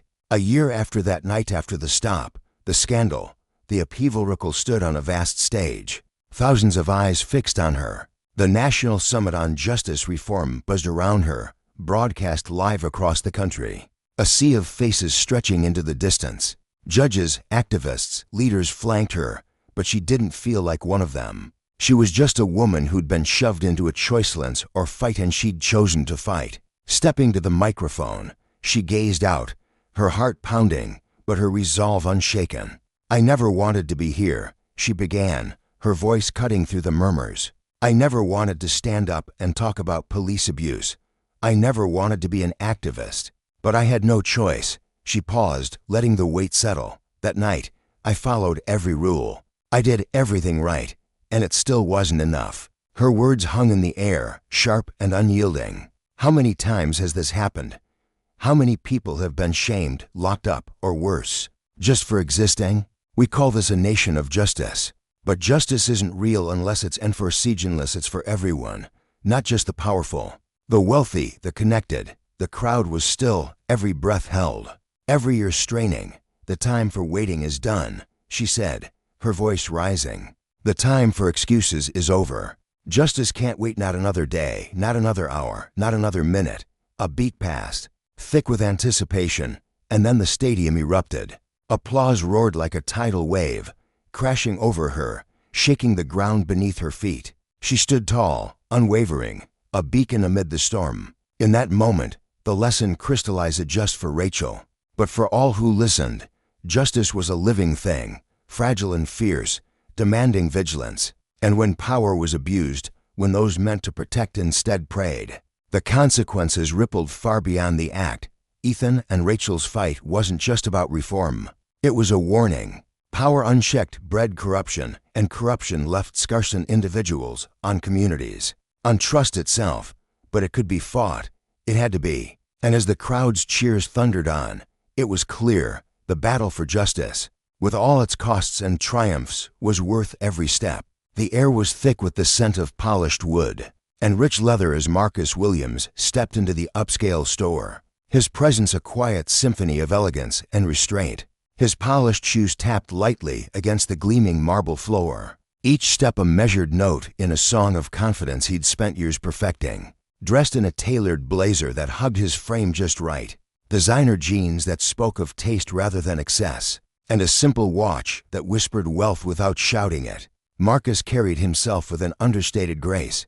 Yet, the moment he crossed the threshold, he felt a subtle shift in the atmosphere, a ripple of tension that prickled at the back of his neck. It was a sensation he knew all too well, one that had followed him through countless stores, boardrooms, and city streets.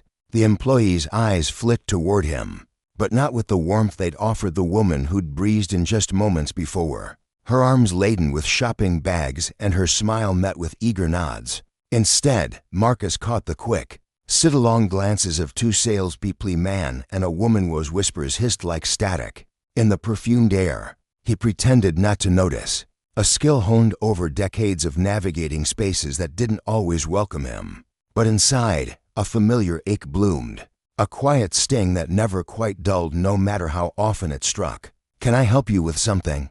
The saleswoman's voice sliced through the hum of the store, clipped and cool, her lips pressed into a thin line that refused to curve into even the faintest hint of a smile. Marcus turned to her, his movements slow and deliberate, offering a polite nod that masked the flicker of irritation sparking in his chest. "Just browsing," he replied, his tone even, almost disarmingly calm. Her eyes darted to the leather briefcase in his hand, a sleek, high-end piece he'd carried for years, its surface worn smooth by time and use. Her lips tightened further, a silent judgment etched into the creases of her face. "Of course," she said, the words dripping with a frostiness that belied her professional facade. She lingered for a heartbeat, her gaze heavy with suspicion, before turning sharply on her heel. The staccato click of her shoes echoed as she vanished behind a display of shimmering handbags, leaving Marcus standing alone amidst the gleaming shelves. He exhaled slowly, a long breath that carried the weight of resignation, and shook his head as he moved deeper into the store. This dance was nothing new and old, tired routine he'd performed in hundreds of luxury boutiques, sometimes as a guest of the owners, sometimes as a customer with money to burn. But today was different. Today, he wasn't just a visitor. This store, nestled within the sprawling elegance of his own shopping mall, was his domain, his creation. He'd come to observe, to ensure the staff upheld the standards he'd set, to see his vision reflected in their work. And yet, even here, in a space he'd built from the ground up, he was an outsider, a stranger under scrutiny. Marcus drifted toward a glass case where a row of wristwatches gleamed under soft lighting, their sleek faces catching the glow like tiny constellations. He leaned in, admiring the craftsmanship, the way the hands ticked with silent precision. From the corner of his eye, he saw the saleswoman again, now huddled near the register with a male colleague, their heads bent close, their whispers a low buzz that grated against his ears. The man glanced at him, then back at her, shaking his head as if dismissing some unspoken question. Marcus straightened, a knot of tension coiling in his chest. He knew what was coming, could feel it in the way the air thickened, in the way their eyes lingered too long. "Should I call security?" The man's voice carried just far enough for Marcus to catch. A hushed attempt at discretion that failed miserably. The woman nodded, her expression hardening. "Better safe than sorry."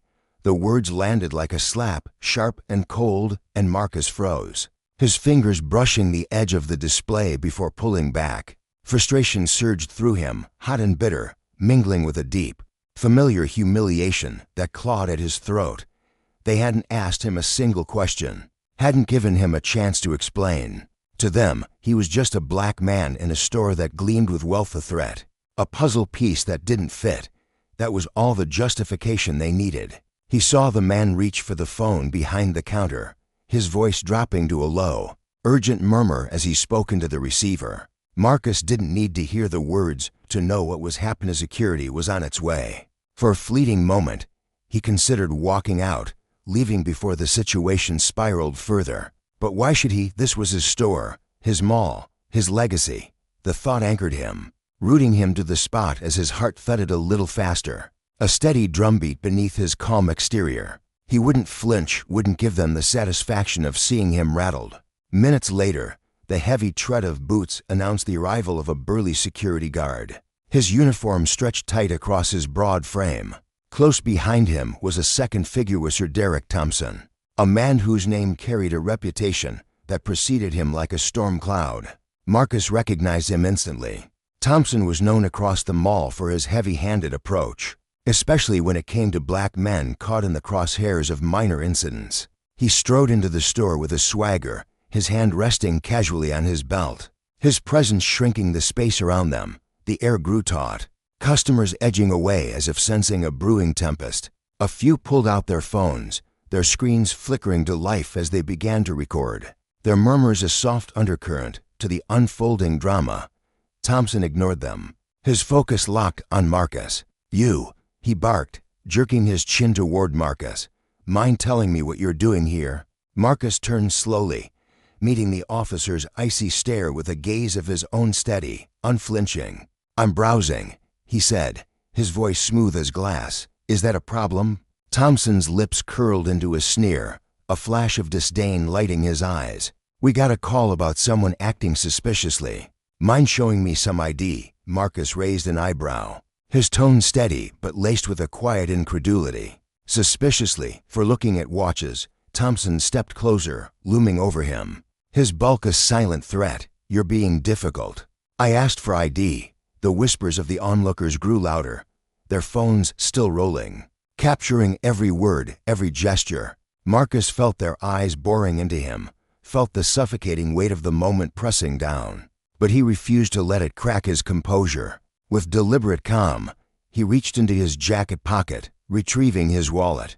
His movements were slow, precise, a silent defiance against the power play unfolding before him. He knew what this was. Thompson didn't need his ID. He wanted to flex his authority, to remind Marcus of his place in a world that too often saw him as less. Thompson snatched the ID from Marcus's hand, giving it a cursory glance before turning to the saleswoman. "This the guy?" She hesitated, her confidence faltering as she darted a nervous glance at Marcus. "He was acting suspiciously," she stammered. "We just thought you thought wrong," Marcus cut in, his voice sharp now, slicing through her excuse like a blade. "I wasn't doing anything but looking." Thompson ignored him, his thumb scrolling lazily through his phone as if searching for something, perhaps a record, a reason to escalate.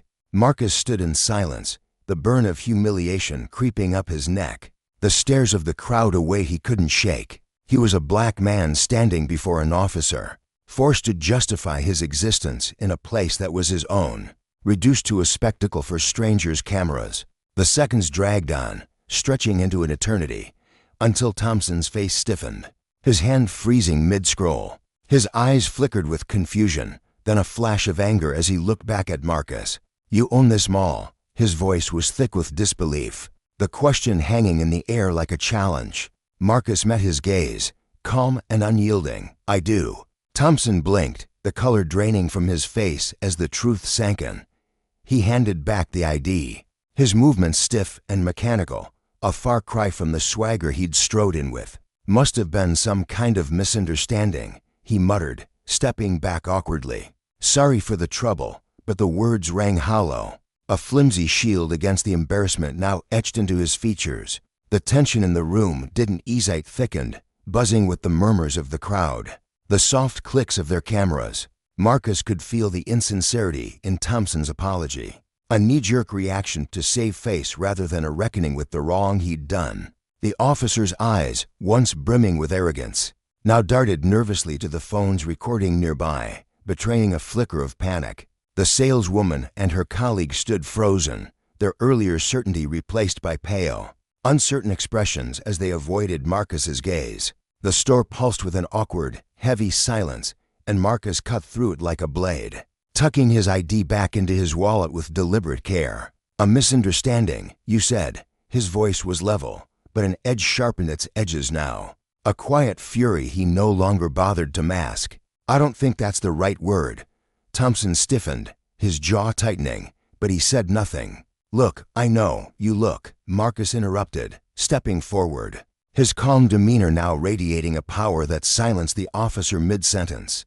"I came into this store to look at merchandise, just like anyone else." His words hung in the air, a testament to the simple truth that had been twisted into something sinister by prejudice and unchecked authority. The crowd watched, some with wide-eyed curiosity, others with discomfort etched into their faces, but all bore witness to a moment that laid bare the fragility of justice and the consequences of wielding power without accountability. In that store, Marcus wasn't just fighting for himself. He was a mirror reflecting a broader struggle, a reminder that standing tall in the face of injustice could ripple outward, touching lives he'd never know.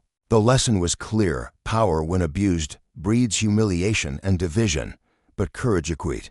Unflinching courage can demand a reckoning. And though the fight was far from over, Marcus's resolve stood as a beacon, proving that one voice, steady and unbroken, could challenge a system and light the way toward a future where justice wasn't a gift to be granted, but a right fiercely claimed. The fluorescent lights of the upscale mall buzzed faintly overhead as Marcus stepped through the glass doors of one of his own stores, expecting the usual hum of commerce, perhaps a nod from the staff, a polite offer of help. Instead, the air thickened with tension the moment his polished shoes hit the tiled floor. No one approached him with a warm greeting or a question about his needs. No one even met his gaze for long. Instead, he felt the weight of suspicion settle over him like a shroud, heavy and suffocating. He was a customer, no, more than that, the owner of this very property. But to the staff, he was something else entirely, a threat. The saleswoman lingered a few feet away, her posture rigid, her hands twisting nervously at her sides, her cheeks flushed a deep crimson, betraying her discomfort as she avoided Marcus's steady, searching eyes. She'd been the one to make the call. He could tell her unease screamed it louder than words ever could. Marcus's chest tightened with a familiar ache, a blend of indignation and exhaustion he'd carried for years. "We were just following protocol, sir," she stammered when he turned to her, her voice small and unsteady under the sharpness of his stare. Marcus tilted his head, his expression hardening. "Protocol?" he repeated, his tone slicing through the air like a blade. "Tell me, what protocol is that? The one where you call the police the second a black man steps into your store? Is that the kind of welcome you roll out for paying customers here?" Her lips parted, then snapped shut, her eyes darting to the floor. She had no defense, no words to fill the gaping silence that followed. Then came Officer Thompson, striding in with the kind of swagger that only came from a badge and too much unchecked power. His broad shoulders filled the doorway, his jaw set tight, his presence radiating authority, or so he thought. Marcus could see the tension rippling through him, the way his fingers twitched near his belt as if itching for a reason to escalate. "I said I was sorry for the mix-up," Thompson muttered, his voice clipped, his eyes narrowing as he tried to reclaim control of the situation. "It's done. No need to drag this out." But Marcus wasn't about to let it go. His voice rose, not in a shout but in a controlled burn that made the room feel smaller. "A mix-up? No, this wasn't some innocent mistake. This was intentional. You saw me walking, and you decided I didn't belong. You pegged me as guilty before you even knew my name. And now that you've tripped over your own assumptions, you think you can just wave it off like it's nothing?" Thompson's jaw flexed, his stance shifting defensively as Marcus's words landed like blows. He wasn't used to this, being called out, being held to account, especially not by someone who refused to shrink under his glare. Around them, the store had grown unnaturally still, save for the rustle of the growing crowd. Shoppers paused mid-stride, their murmurs swelling into a low hum as they craned their necks to watch. Phones emerged from pockets, screens glowing as cameras captured every second of the confrontation. Marcus felt their eyes on him, a mix of curiosity and judgment, but he didn't falter. This wasn't just about him anymore, it was about every person who'd ever walked into a place like this and felt the same sting of rejection, the same cold grip of prejudice. He took a deep breath, reining in the fire that roared inside him, threatening to spill over. Turning away from Thompson, he fixed his gaze on the store manager, a weary man in his late 30s who'd been hovering near the register, watching the scene unfold with wide, anxious eyes. His hands twisted together, his knuckles pale from the pressure. "Who's in charge here?" Marcus asked, his voice calm but edged with steel. The manager shuffled forward, his Adam's apple bobbing as he swallowed hard. "To AM, sir," he said, his tone faltering. "But we didn't mean." Marcus cut him off, his words precise and cutting. "Didn't mean to what? To treat me like I was here to rob the place? Let's get one thing straight. This is my mall. I own this building, every brick of it, and I won't stand for this kind of treatment in any of my stores." The manager's face drained of color, his mouth hanging open as the reality of Marcus's identity crashed over him. "You're Mr. Mull," he stammered, but Marcus didn't let him finish. "Yes," he said, his voice steady and unyielding. "Mine. And I expect better for every single person who walks through those doors, no matter what they look like. You think this ends here? It doesn't. I'll be taking this up with your corporate office. Changes will be made." The manager's hands trembled as he fumbled for a response. "We'll do better. I swear. It won't happen again." It was a what-I'm thing. Marcus shook his head, his eyes narrowing. "A what-I'm thing? No. This is a pattern, a reflex you've let fester, and it stops now." Beside him, Thompson shifted, his impatience palpable. "Look, if you want to file a complaint, go ahead," he said, his tone brusque, dismissive. "I've done my job here." Marcus turned to him, his gaze locking onto the officers with an intensity that made Thompson flinch. "Just for a moment. You think this is over for you too?" Marcus asked, his voice dropping to a low, resonant timbre that carried a quiet fury. "You walked in here assuming I was trouble. You treated me like I was less than human because of my skin. And now you think you can just saunter off? You're lucky I'm not pressing charges for harassment, but don't think for a second this gets buried.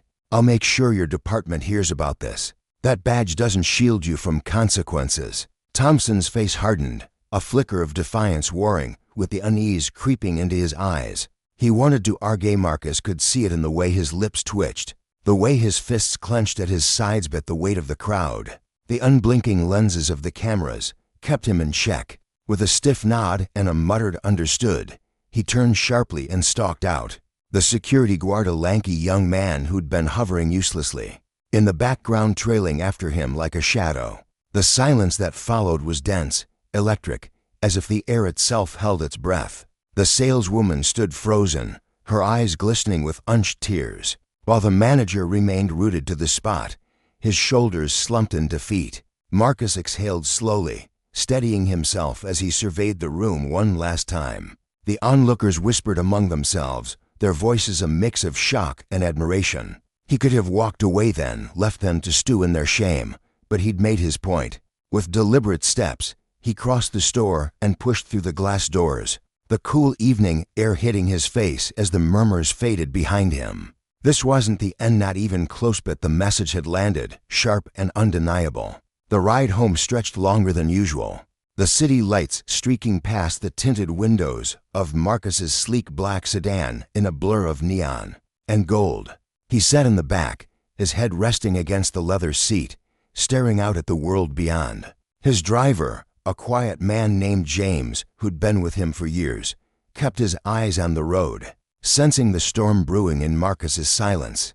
Inside, Marcus's mind churned, replaying every word, every glance, every slight from the confrontation. He'd kept his cool, held his ground, but beneath the surface, a torrent of emotions roiled: anger at the injustice, frustration at its persistence, and a bone-deep weariness that settled into his marrow. As the car pulled into the driveway, the warm glow of lights spilled from the windows of his home, a beacon against the darkening sky. Naomi, his wife, was already there, likely fresh from another grueling day in court. She was a civil rights attorney, fierce and unyielding, with a mind as sharp as a blade and a heart that burned for justice. Today, she'd been battling yet another case of racial profiling by a local police department. Ironic. Marcus thought with a bitter twist of his lips that their days had aligned so perfectly in their shared fight.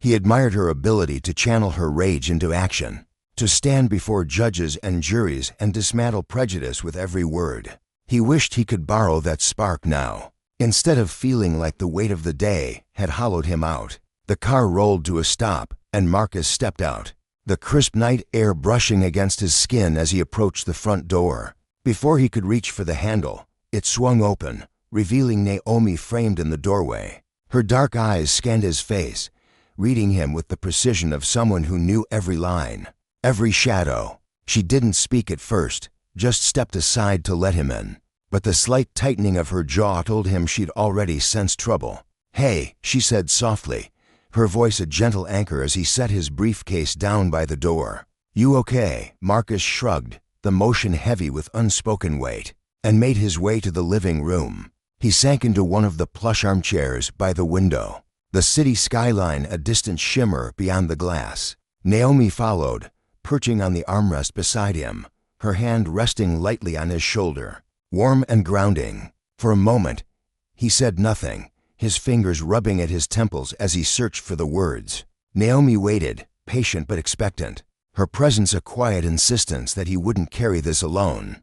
"There was an incident at the mall today," he finally said, his voice quieter than usual, laced with a fatigue he couldn't shake. Her eyebrows drew together, concern deepening the lines of her face. "What kind of incident?" He sighed, the sound heavy in the stillness.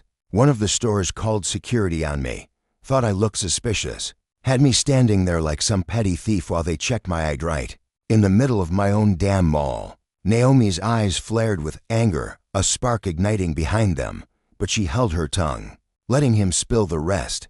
And then Officer Thompson showed up. Marcus continued, a bitter edge creeping into his tone. "You know him, the one everyone's been complaining about. Didn't even bother asking questions, just assumed I was up to no good." The look on his face when he realized I owned the place. "You should have seen it." Naomi's jaw tightened, her fists clenching at her sides as she rose and began pacing the room. her movements sharp with barely contained fury. "He harassed you," she said, her voice low but trembling with emotion. Marcus shrugged again, though the gesture felt emptier this time. "He tried, but I didn't let it slide. I made sure everyone in that store knew who I was, and I made damn sure they knew this wasn't the end of it." Naomi stopped pacing, turning to face him, her eyes blazing.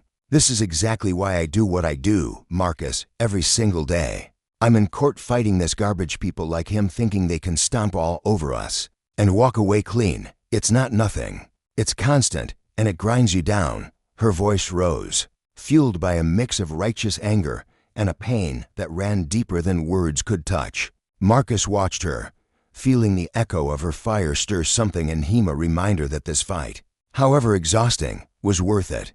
Justice wasn't just a word, it was a reckoning, a demand for accountability that rippled far beyond that store, and he wouldn't stop until it was felt. The air in the room felt thick with unspoken tension as Marcus sat, his hands clenched tightly around the armrests of his chair, watching Naomi pace back and forth across the worn hardwood floor. Her steps were sharp, deliberate, each one a silent echo of the fury that churned inside her. Inside Marcus, that same anger twisted and coiled like a storm brewing beneath his ribs, but he held it in check, letting it simmer rather than erupt. Naomi had every right to be upset. Other words from earlier still lingered in his mind, heavy and undeniable. "This isn't nothing, Marcus. It's exhausting." Her voice had trembled with frustration then, and now, as she moved, he could see the weariness etched into the lines of her face. He understood that exhaustion all too well. "I know," he said at last, his voice soft but steady, cutting through the charged silence. "I know." Naomi stopped mid-stride, her sneakers squeaking faintly against the floor as she turned to face him. Her dark eyes locked onto his, searching, demanding something more than the quiet acknowledgement he'd offered. "So what are you going to do about it?" she pressed, her tone sharp but laced with a desperate hope. "You can't just let this slide, Marcus. You can't." Her words hung between them, a challenge wrapped in concern. Marcus leaned back in his chair, the creak of the wood filling the pause as he closed his eyes for a fleeting moment. The weight of the day pressed against his temples, humiliation at the store, the officer's smug sneer, the way his dignity had been stripped away in front of strangers. "I'm not letting it go," he said finally, his voice low but resolute. "I'm going to report that officer, file an official complaint, and I'm calling a meeting with the store's management. They need to see this wasn't just some minor slip-up. It was wrong, unacceptable." Naomi studied him, her gaze softening as she took in the calm determination in his words. She knew Marcus wasn't the type to lash out in the heat of the moment. His strength lay in his patience, his ability to think 3 steps ahead while others stumbled over their emotions. It was one of the things she cherished most about him, even if, at times, she longed to see him unravel just a little later. Let the world see the fire she knew burned beneath his composed exterior. With a quiet sigh, she crossed the room and sank onto the couch beside him, her shoulder brushing his as she rested her head against him. The warmth of her presence steadied him, grounding him in the chaos of his thoughts. "This kind of thing," she murmured, her voice barely above a whisper. "It makes you question everything, doesn't it? All the effort, all the victories we've fought for. It's like none of it matters when they look at you and see nothing but your skin." Marcus felt his throat tighten, a lump forming as her words sank deep into his chest. He nodded slowly, unable to find the words to argue because she was right. They sat there in the stillness, the hum of the refrigerator in the kitchen the only sound breaking the quiet. The day's events replayed in his mind like a relentless loop. The officers' barked orders, the cashier's nervous glances, the weight of every eye in that store pinning him down. But beneath the anger, something else was taking root, something solid and unyielding, resolve. "I'm not letting this be just another moment," he said at last, his voice gaining strength. "This can't be some fleeting outrage people post about online for a few days and then move on from. I've got a voice. I've got resources. I'm going to use them." Naomi lifted her head, her eyes meeting his, and in them, he saw a flicker of pride that mirrored the determination now blazing in his own chest. She didn't need to say anything or look set at all. She believed in him. That night, as they sat together in the dim glow of their living room, Marcus felt the stirrings of something greater than himself. He wasn't just the man who'd been wronged today, he was someone who could push back, who could demand the world confront its own failures. The path ahead wouldn't be simple. He knew that better than anyone. Justice was a steep climb, especially when power was wielded carelessly by those who thought themselves untouchable. But with Naomi beside him, her quiet strength a constant anchor, he felt ready to take the first step. The next morning, Marcus woke to the soft golden light spilling through the bedroom curtains, casting long shadows across the walls. The frustration from the day before still lingered, a dull ache in his bones, but it had sharpened into something persistent. He lay there for a moment, staring at the ceiling, his mind already mapping out the day ahead. There was no time to waste. He swung his legs over the side of the bed, the cool floor a jolt against his bare feet, and made his way to the kitchen. A small note waited for him on the counter, written in Naomi's familiar scrawl. "You've got this. Love you." A faint smile tugged at his lips as he traced the words with his fingertip, her encouragement a lifeline as he braced himself for what lay ahead. He poured himself a cup of coffee, the rich aroma filling the air, but before he could take a sip, his phone buzzed sharply against the countertop. He glanced at the screen and notification glared back at him. "Your video has gone viral." His stomach lurched. The footage from the store with grainy clip of Officer Derek Thompson looming over him, voice dripping with disdain, had spread like wildfire overnight. Hundreds of thousands of views already, comments flooding in, some furious on his behalf, others dismissing him as dramatic or worse. He scrolled through a few, his jaw tightening at the cruelty of strangers, but he didn't linger. The noise didn't matter. What mattered was the momentum. If people were talking, if they were reacting, then the seeds of change were already being planted. Setting the phone down, Marcus dialed the number for the store's corporate office, his fingers steady despite the pulse racing in his veins. When Greg Harris, the regional manager, picked up, his voice was taut with unease, the kind of nervous edge that came from knowing the world was watching. "Mr. Williams," Greg began, his words dripping with rehearsed remorse. "Let me start by saying how truly sorry we are for what happened yesterday. That's not how we train our staff to treat customers. We take full responsibility for the disrespect you experienced. We've already launched an internal review." "That's not enough," Marcus cut in, his tone even but unyielding. He could picture Greg on the other end, middle-aged, balding, probably fidgeting with a pen as he tried to navigate this PR nightmare. "An internal review is just a bandage. I don't want this swept away with some vague apology and a token reprimand. This wasn't a customer service hiccup, Greg. This was racial profiling, caught on camera for everyone to see. There needs to be real accountability." A heavy silence stretched across the line, and Marcus could almost feel Greg's discomfort radiating through the phone. "Of course," Greg said at last, his voice strained. What do you have in mind?" Marcus didn't hesitate. "Mandatory racial sensitivity training for every employee at that location. Not some one-off seminar you can tick off a checklist. Ongoing, meaningful training. Real change takes effort. And the staff involved, the ones who stood by while that officer treated me like a criminal, they need to be reassigned. There have to be consequences." Greg's response came slower this time, his reluctance palpable. "Mr. Williams, we're willing to discuss options," but Marcus didn't let him finish. "No buts, Greg. This isn't a negotiation. This is what has to happen. If it doesn't, I'll make sure this gets louder than it already is. You don't want that." Another pause, thick and tense, before Greg caved. "We'll make it happen. I'll see to it immediately." Marcus thanked him curtly and hung up, a small surge of triumph coursing through him. It was a start, but only a start. Leaning back in his chair, he stared at the phone, the weight of the next battle settling over him. The store was one thing, Officer Derek Thompson and the police department were another beast entirely. Thompson wasn't just a bad apple. He was a symptom of a system rotten with unchecked power. A system that let men like him harass and degrade without fear of reprisal. Marcus could still see the officer's square jaw, cold eyes, the way he'd squared his shoulders as if daring Marcus to push back.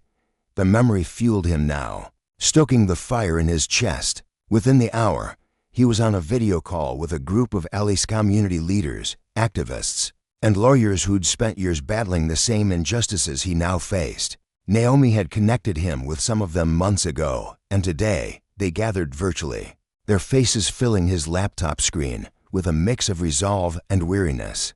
Jonathan Green, a civil rights attorney with a voice like gravel and a reputation for winning unwinnable cases, spoke first. "I saw the video, Marcus. It's gut-wrenching, but it's not new. You're handling this smart, pushing for accountability. We've got to play it right with Thompson. I don't want him just slapped with a week's suspension," Marcus said, leaning closer to the screen. "That's a vacation, not a punishment. It changes nothing." Jonathan nodded, his brow furrowing. "We can file a complaint with internal affairs, but they'll circle the wagons unless we make this too big to bury." Another voice cut in: Denise Parker, an activist with a fierce presence and a knack for rallying crowds. Her braids framed her face as she leaned into her webcam, her eyes sharp. "That video's already got legs, Marcus. We start a petition, get people to show up at city council meetings, make some noise, it'll force their hand. I've seen it work." Marcus's mind raced, ideas sparking. "It's not just about Thompson," he said, his voice steady but urgent. "I want the whole department to feel this. Racial sensitivity training, like I demanded from the store. This can't keep being a one-off incident they shrug off." Jonathan tilted his head, considering. "That's a taller order, but it's possible. It'll take time, persistence. You'd have to lead this. Marcus, people will listen to you, especially after yesterday." The weight of that sank in. His life would be laid bare, dissected by supporters and critics alike. But he'd stayed quiet too long, swallowed too many slights. "I'm ready," he said, the words solidifying his resolve. For the next hour, they strategized, leading the complaint against Thompson, planning rallies, drafting demands. Denise suggested a march. Jonathan offered legal contacts. A younger activist, Malik, quiet until now, chimed in with ideas for a social media campaign, his enthusiasm infectious. By the time the call ended, Marcus felt drained but alive, the enormity of the fight ahead both daunting and electrifying. He sank back in his chair, staring at the ceiling. This wasn't just about him anymore, it was about every person who'd felt that same sting of injustice, every soul crushed by the careless weight of power. Justice wasn't a gift handed down, it was a garden cultivated through struggle, through standing tall when the ground shook beneath you. And Marcus was ready to dig in, to fight not just for himself, but for the lesson etched into every step of this journey. When power oversteps, it must be met with consequence, or it will trample unchecked forever. Marcus stood in the dim light of his living room, the faint hum of the city filtering through the cracked window. For the first time in what felt like forever, a surge of power coursed through him, not the helpless flailing of a man caught in a storm, but the steady grip of someone steering the ship. He wasn't just scrambling to keep up with the chaos that had erupted in his life. He was carving out the path ahead, brick by deliberate brick. His phone sat on the coffee table, its screen glowing faintly with the video that had turned his world upside down. He stole a glance at it, watching the view count tick upward like a heartbeat. Thousands, then tens of thousands, then more. Each new pair of eyes was another witness to the truth he'd lived, and Marcus felt the weight of their gaze settle on him. He wasn't about to let them look away. A month had slipped by since that day at the mall, but normalcy remained a distant memory, a shadow that refused to take shape. What had started as a single, searing moment of shame pinned against a wall, hands trembling, voice silence that had swelled into something vast and uncontainable. It wasn't just his story anymore. It had grown roots, sprawling into a movement that pulsed with the anger and hope of countless others. Marcus found himself at its heart, an accidental leader in a fight he hadn't chosen but couldn't abandon. The petition demanding accountability for Officer Thompson and the police department had exploded, amassing over 500,000 signatures in a matter of weeks. News vans parked outside his apartment, their antennas piercing the sky like spears, while anchors dissected his every word on flickering screens across the country. The air buzzed with debates, racial profiling, police brutality, the cowardice of corporations, and Marcus's name echoed through it all. Invitations poured in from talk shows and panels, his quiet strength and unyielding gaze striking a chord with strangers who saw in him a mirror of their own buried pain. His face, once just another in the crowd, had become a banner for justice, a call to rise up, a promise that dignity couldn't be stripped away so easily. Yet amid the whirlwind, Marcus clung to the ground beneath his feet. He spent his days hunched over folding tables in community centers, surrounded by activists whose fire matched his own people like Jonathan Green, with his sharp wit and tireless energy, and Denise Parker, whose soft voice carried the weight of decades of struggle. Together, they sketched out blueprints for change, reforms for the mall's policies, new training for the police, anything to chip away at the systems that had crushed so many before him. The work was a slow grind, a marathon that left his bones aching and his mind spinning. Some nights, as he lay in bed staring at the ceiling, doubt crept in like damp rot. Would any of this matter? Could words and signatures really dismantle the machinery of injustice? But then he'd think of the faces he'd never seen, the voices he'd never heard, people who'd endured what he had, or worse, without a camera or a crowd to amplify their cries. That thought alone was enough to drag him back to the fight. Tonight, though, was a rare pause, a stolen breath in the storm. He and Naomi had carved out a quiet corner of the world for themselves, a simple dinner at home after weeks of chaos. The dining table was small, its wood scratched and worn, but the candlelight dancing across it painted everything in a soft, golden haze. Naomi sat across from him, her presence a steady anchor in the churning sea of his life. She reached for his hand, her fingers warm against his, and her voice broke the silence with a tenderness that made his chest ache. "You're doing so much, Marcus," she said, her eyes shimmering with pride and something deeper worry. Maybe, or awe. "I know it's been overwhelming, swallowing you wholesome days, but you're shifting things. You're making cracks in walls that have stood too long. You should be proud." Her words landed like a bomb, soothing the raw edges of his exhaustion. Marcus smiled, a small, tired curve of his lips, and squeezed her hand back. "I wouldn't still be standing without you," he said, his voice low but steady. "You've been my rock, Naomi, holding me up when I didn't even know I was falling." She leaned back in her chair, the flicker of the candles catching the lines of her face, thoughtful now, her brow furrowing slightly. "What's next, Marcus?" she asked, her tone shifting to something heavier, more searching. "You've done so much already, more than anyone could have dreamed, but I know you. You're not the type to dust off your hands and call it a day." He let her words settle, rolling them over in his mind like stones smoothed by a river. The past month flashed before him, Officer Thompson's indefinite suspension, the man's badge stripped away pending an investigation that dragged on like a wound refusing to heal, the police department's reluctant promise of racial bias training, a grudging nod to the uproar Marcus had sparked, the store's scrambling response employees shuffled to other locations, a polished apology from the corporate office, a pledge to roll out diversity programs across every branch. Small victories, yes, but fragile ones, teetering on the edge of empty gestures. Marcus felt the pull of something bigger, something unfinished. "I don't think I can walk away," he admitted, his voice quiet but firm, like a vow he was making to himself as much as to her. "This isn't just about me anymore. It's grown beyond that. People are watching, Naomi, not just glancing but really seeing. They're hungry for more than sound bites and headlines that fade by morning. They want change that sticks, change they can feel in their bones. And if I can be part of that, if I can push it even one step further, then I've got to keep going." Naomi's lips curved into a soft smile, her eyes glinting with understanding. "I knew you'd say that," she said, a teasing lilt in her voice. "You've never been one to settle for half measures, even when you're dead on your feet." Marcus chuckled, the sound rough but warm. "Maybe not, but there are days I want to throw it all down and run hide somewhere quiet where no one knows my name.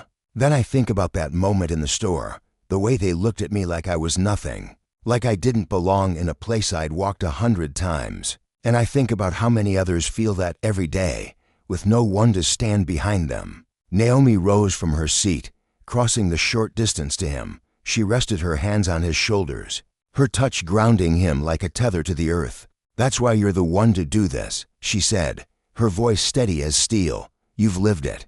Marcus, you know what's on the linen just for you, but for everyone who's been made to feel small. You carry that with you, and it's what makes you strong." He tilted his head up to meet her gaze, gratitude swelling in his chest. She'd been his shield, his compass, through every storm. "I just hope I'm choosing the right paths," he murmured. "You are," she replied, her tone leaving no room for doubt. "And whatever comes, I'm right here with you."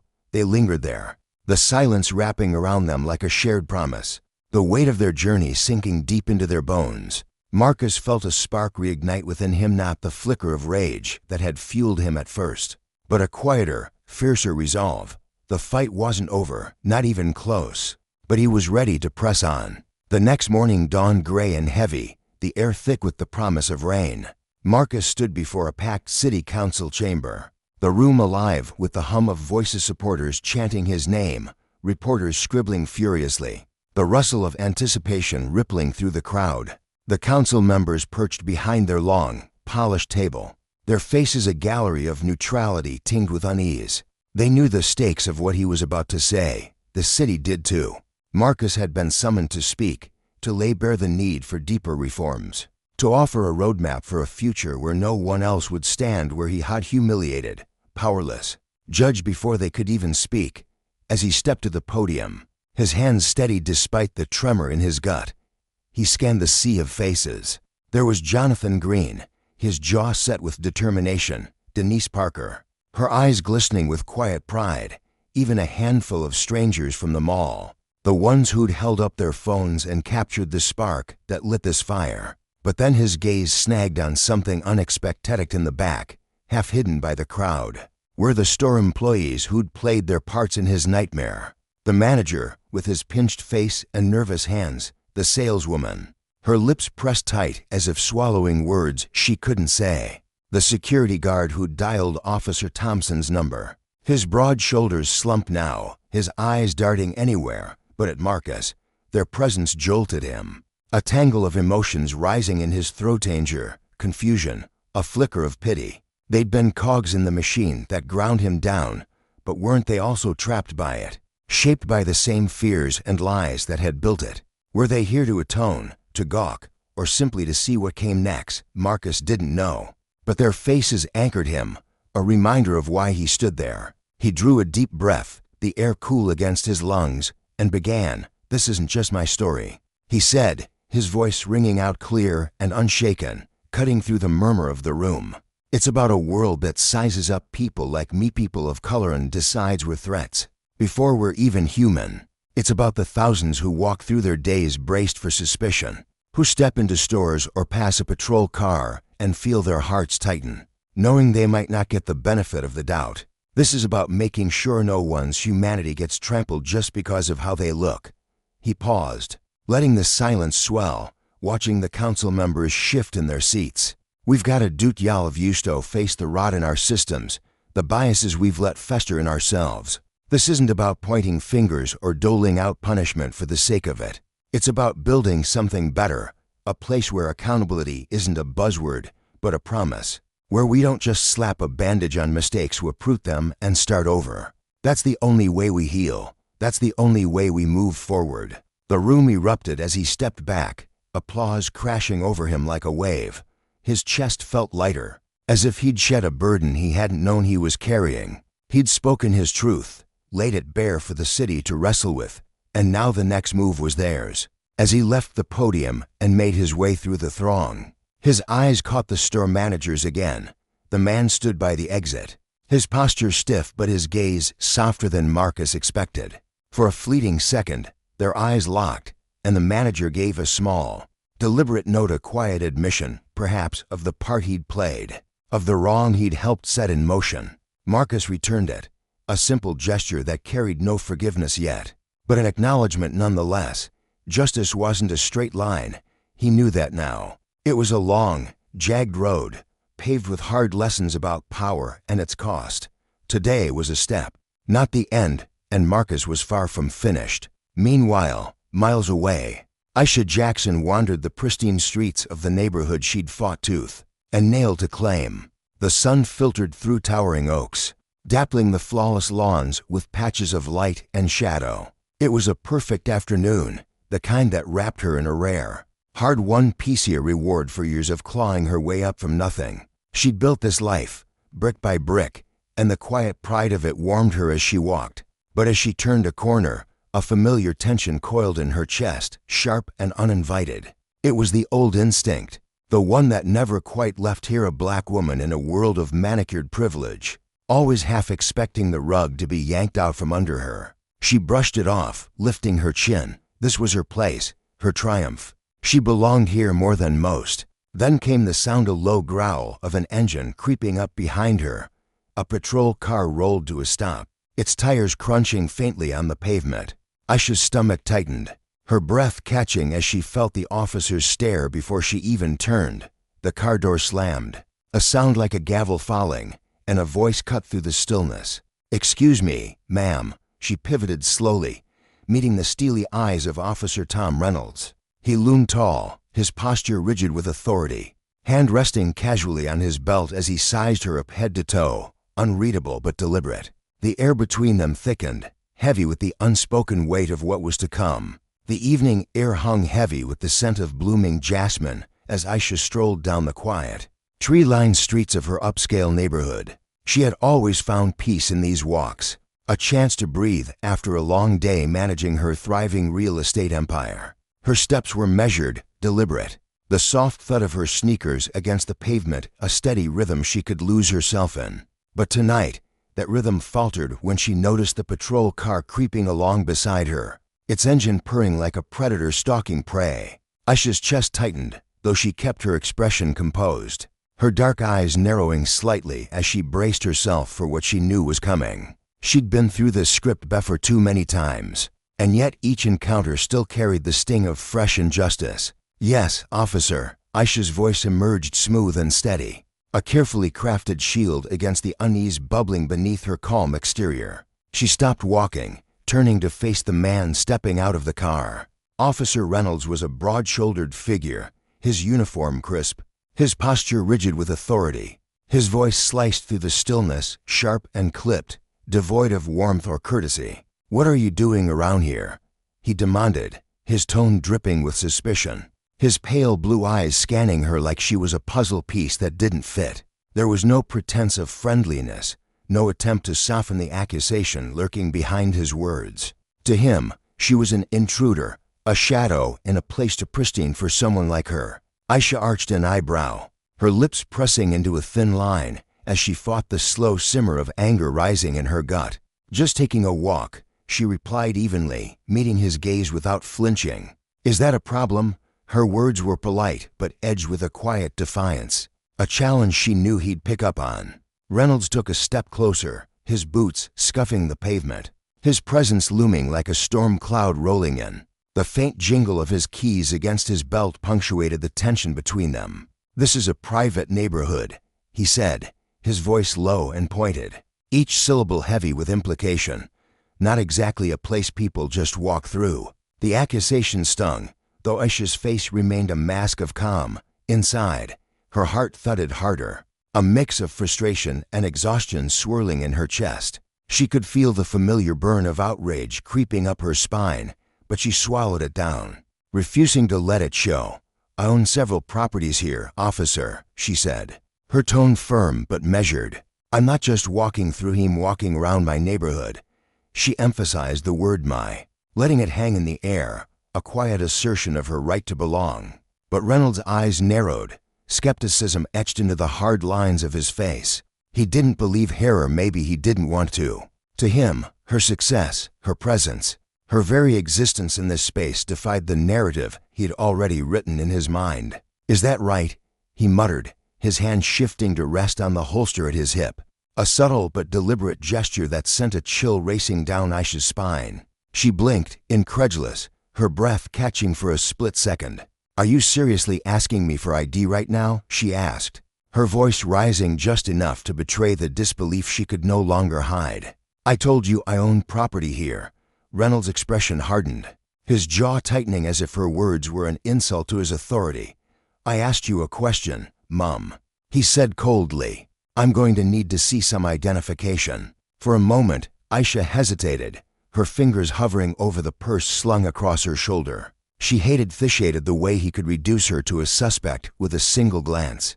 hated the way her accomplishments meant nothing in the face of his prejudice. With a quiet sigh, she reached inside, pulling out her driver's license and handing it over without a word. She watched him take it, his thick fingers gripping the plastic card as if it were evidence of a crime. He studied it with exaggerated scrutiny, his eyes darting between the photo and her face, then back again, searching for any crack in her story. The silence stretched on, thick and suffocating, as he tried to reconcile the woman standing before him with the image he'd already formed in his head. "And where exactly do you live?" Reynolds pressed, his tone growing sharper, more hostile.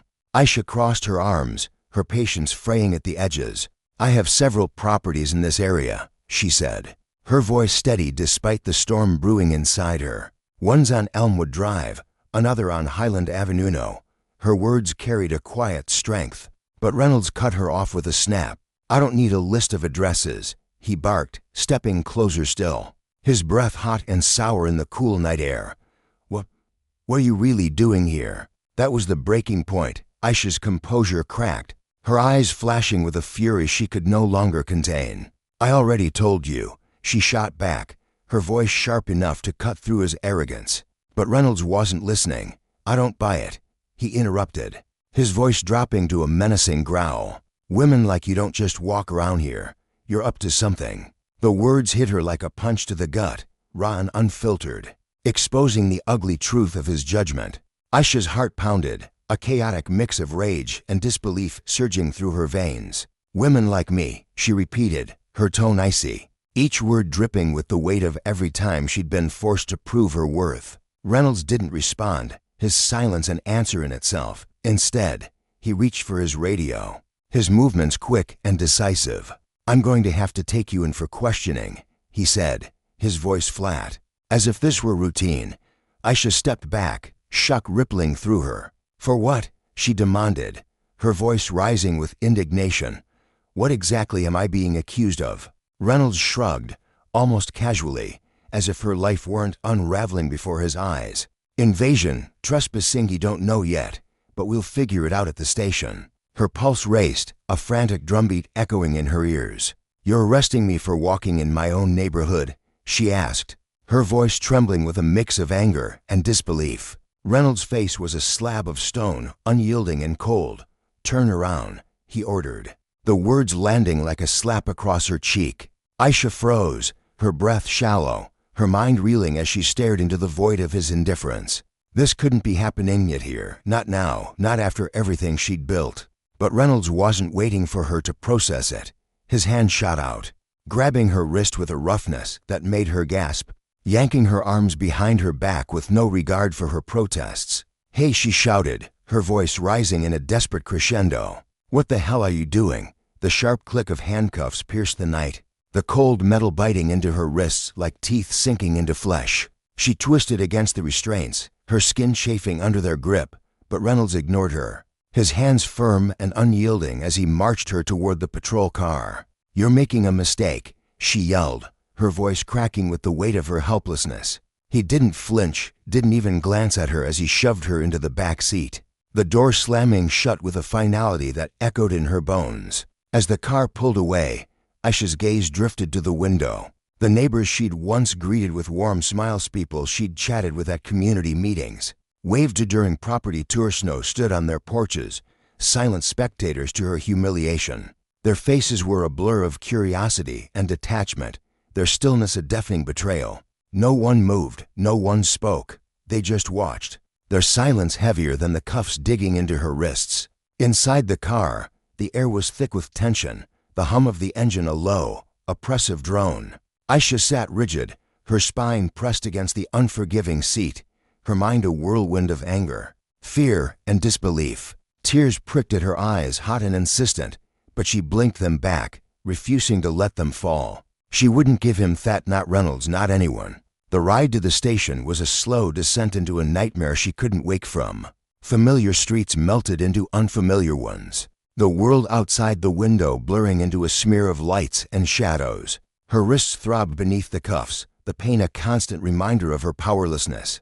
But it was the deeper wound sting of being stripped of her dignity, her identity reduced to a stereotype that cut the deepest. She'd spent years clawing her way up, building a life that defied every expectation placed on her. She'd studied until her eyes burned, worked until her hands ached, turned obstacles into stepping stones. And yet, to Reynolds, she was nothing more than a threat, a figure to be controlled, her success erased by the color of her skin. When they reached the station, Reynolds yanked the door open and pulled her out by the arm, his grip bruising as he muttered, "Let's go." He didn't meet her eyes, didn't acknowledge the human being beneath his grasp.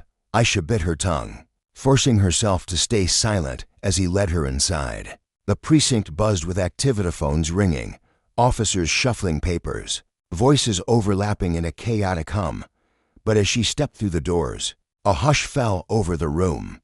Heads turned, eyes widened, conversations faltered. A well-dressed black woman in handcuffs was an anomaly here, a disruption to the usual rhythm. She felt their stares like needles on her skin, but she kept her head high, her jaw clenched. Reynolds marched her to the front desk, where a younger officer sat hunched over a keyboard. The kid, barely out of his 20s, with a mop of sandy hair and a nervous energy, looked up, his brow creasing in confusion. "Reynolds, what's this about?" he asked, his voice tentative. His eyes flickering between the two of them. "Picked her up in North Ridgewood," Reynolds replied, his tone brusque and unyielding. "Trespassing. Says she owns property there, but something's off." The younger officer hesitated, his fingers pausing over the keys as he glanced at Aisha. There was a flicker of doubt in his hazel eyes, a crack in the certainty Reynolds exuded. "You sure about that?" the kid asked, his voice soft but probing. Reynolds bristled, his shoulders squaring. "I wouldn't bring her in if I wasn't," he snapped, shoving Aisha's ID across the desk. "Run her info." Aisha stood there, her lips pressed tight, her breath shallow as she watched the scene unfold. The young officer took the license, his movements slow and deliberate, as if he sensed the weight of what was happening. He typed, his eyes scanning the screen, and a long, tense silence stretched between them. Then his brow furrowed deeper, his mouth parting slightly as he read. Reynolds," he said, his voice tinged with unease. "This says she's the owner of 5 properties in that area. They're all listed under her name. She's lived there for years." The words hung in the air, heavy with truth. Reynolds stiffened, his face a mask of stone, but Aisha caught the faintest twitch in his jaw, the tightening of his neck muscles as the reality sank in. He'd been wrong, dead wrong, and the evidence was staring him in the face. She felt a surge of vindication, a fleeting rush of triumph, but it was quickly drowned by the bitter truth. She was still standing here, cuffed and humiliated, for no reason at all. "Check it again," Reynolds growled, his voice low and stubborn. The young officer frowned, casting a quick, sympathetic glance at Aisha before turning back to the screen. "I don't need to," he said, his tone firmer now. "It's all here. She's the property owner." Aisha's heart thudded, a strange mix of relief and rage coursing through her. "Uncuff her," the kid said, his voice cutting through the tension like a blade. Reynolds didn't move, his eyes locked on Aisha's, a storm of pride and shame swirling in their depths. "I said uncuff her," the officer repeated, louder this time, his frustration palpable. With a tight, reluctant sigh, Reynolds stepped forward, his hands fumbled with the keys, the metal clinking awkwardly before the cuffs finally fell away. Aisha rubbed her wrists, the red marks a stark reminder of the injustice she'd endured. Relief washed over her, but it was a hollow victory. The damage was done. Her neighbors had seen her dragged away, her dignity stripped in front of their silent eyes. "This is ridiculous," she said, her voice low but steady, the words spilling out before she could stop them. "You arrested me for no reason. You humiliated me in front of my neighbors.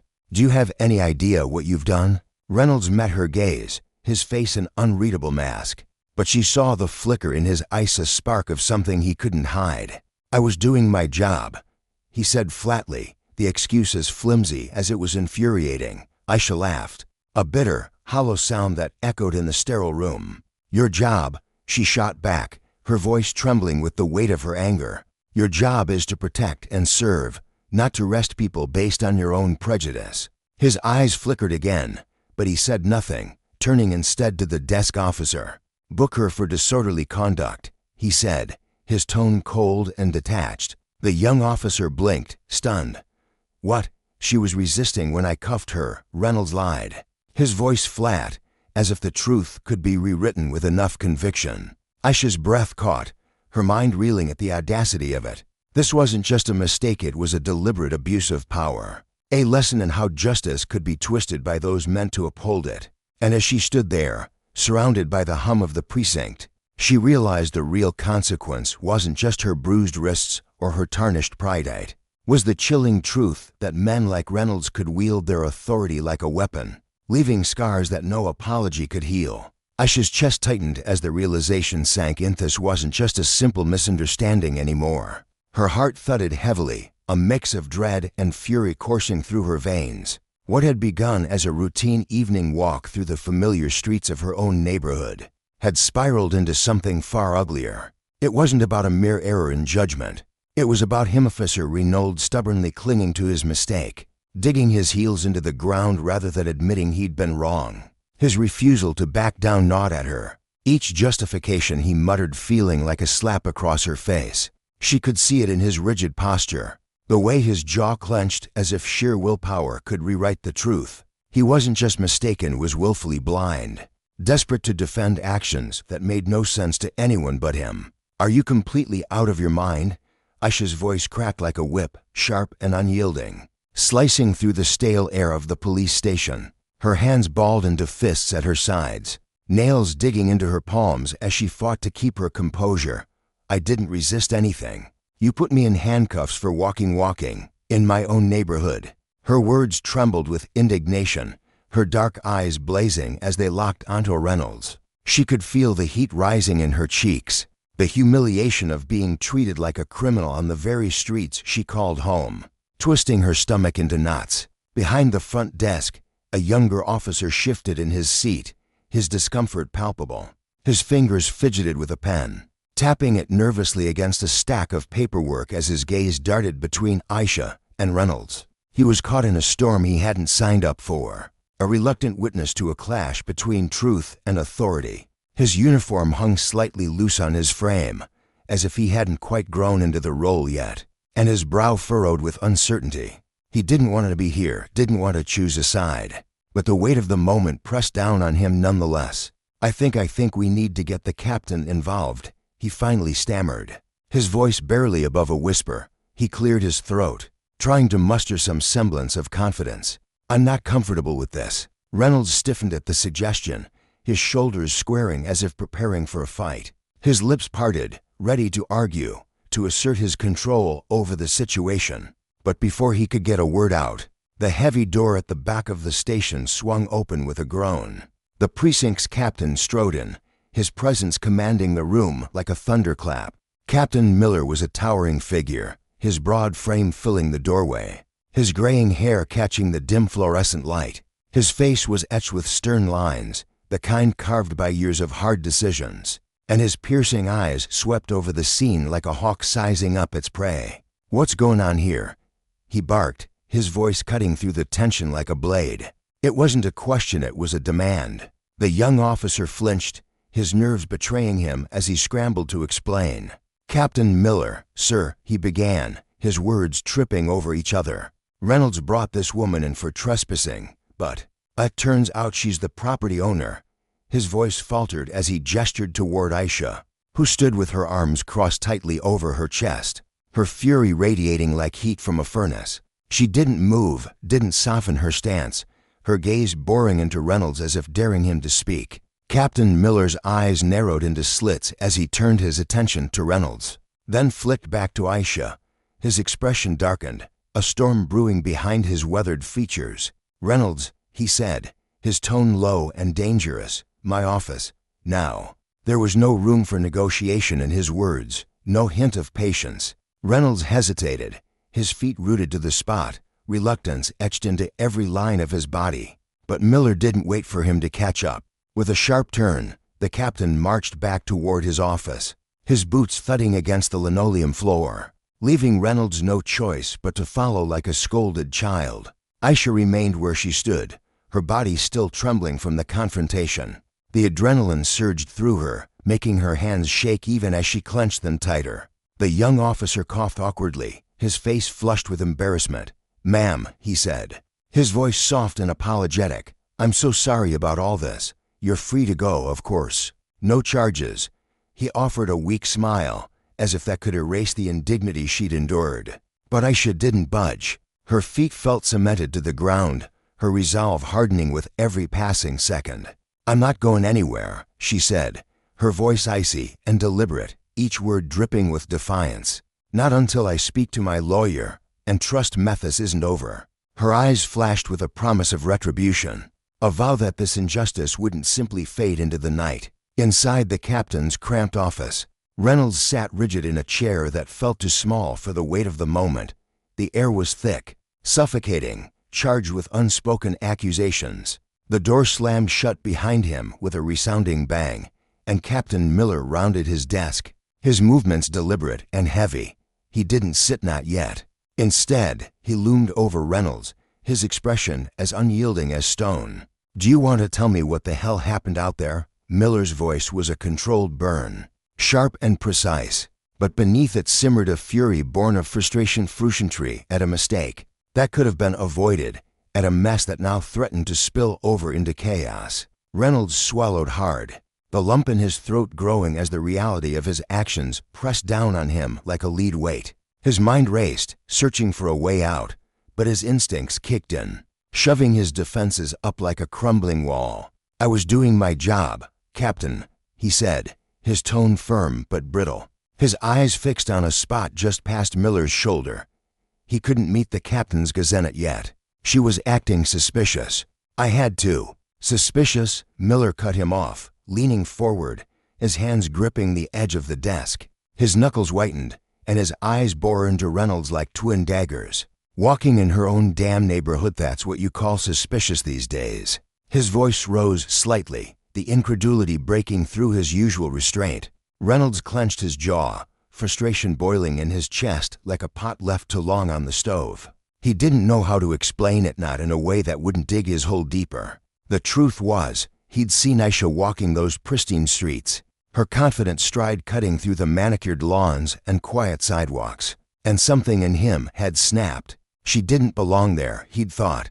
Not in that moment, not to him. She didn't belong there, he finally muttered, his voice dropping low, almost lost in the hum of the station beyond the door. The words slipped out before he could stop them, raw and unfiltered. Miller let out a bitter, hollow laugh, shaking his head in disbelief.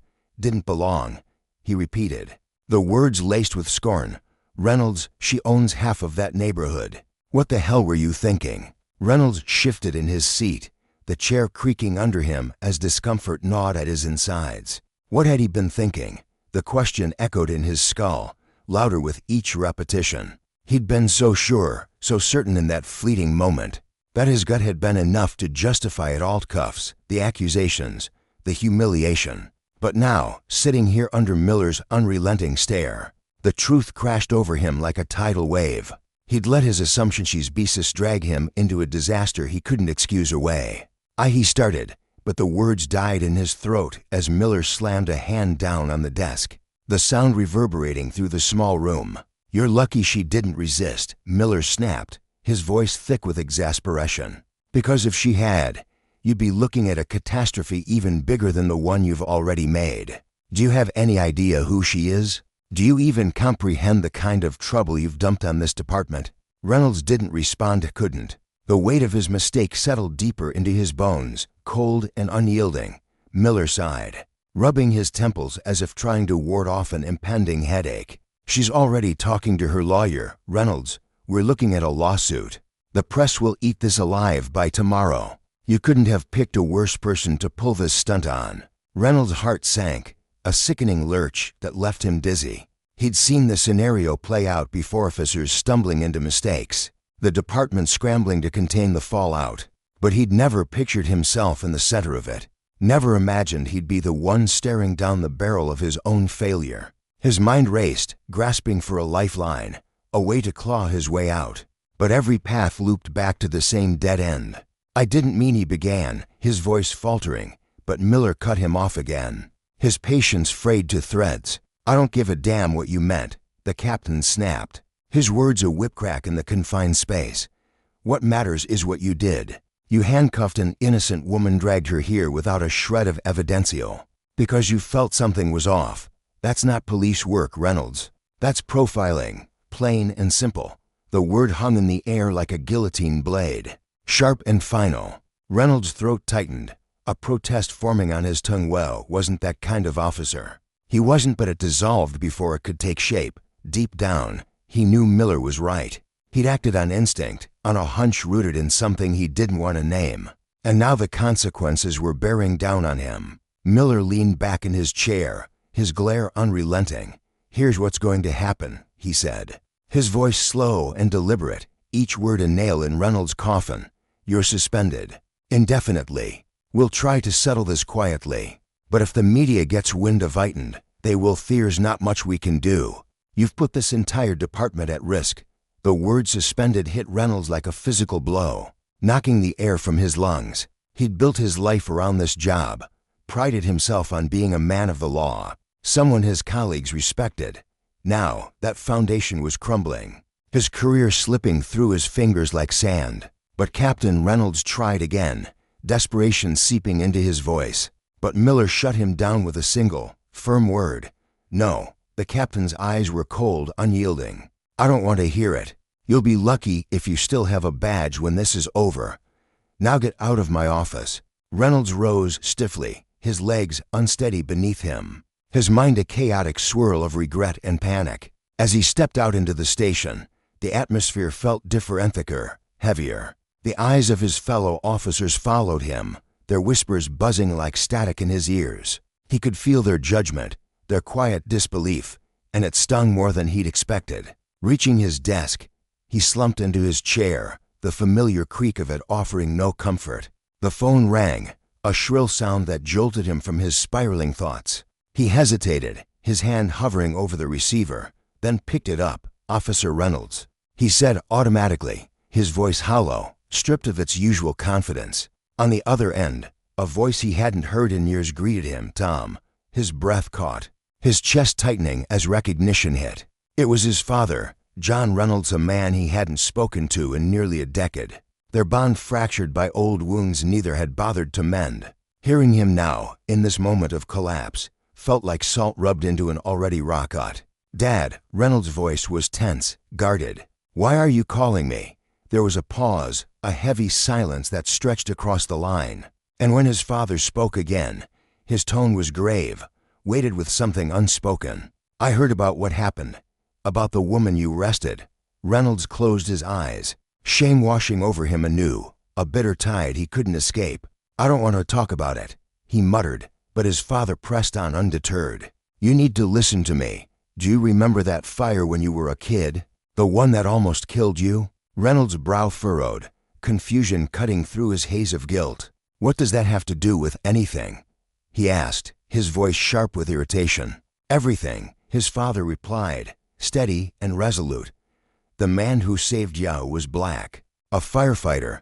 I never told you because I didn't think it mattered. But it does, doesn't it? Reynolds froze, the words sinking in slowly, like stones dropped into deep water. Memories of that night flooded, backsmoke choking his lungs, flames licking at the walls, his small body trembling as he'd screamed for help.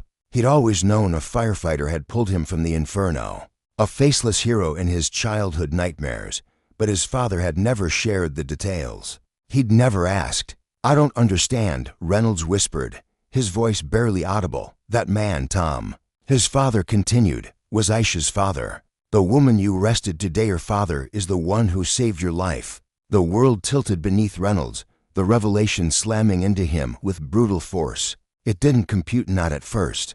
How could it? The woman he'd humiliated, the woman he'd wronged so profoundly, was tied to the man who'd given him a second chance at life. The irony was a suffocating weight, pressing down on his chest until every breath felt like a struggle. That's impossible, he breathed, but even as he said it, he knew it wasn't. His father's words rang with a quiet, unshakable truth. You owe her an apology, John said softly, his voice carrying a rare gentleness. And more than that, you owe her your respect. If it weren't for her family, you wouldn't be standing here today. Reynolds hung up without responding, his trembling hand fumbling as he set the phone down. The gravity of his actions crashed over him, harder and heavier than ever before. He'd humiliated the daughter of his savior, a man whose courage had shaped his very existence. How could he have been so blind? The drive home was a blur, his hands gripping the steering wheel until his knuckles ached, his mind replaying every moment of the day in excruciating detail. The lesson was inescapable.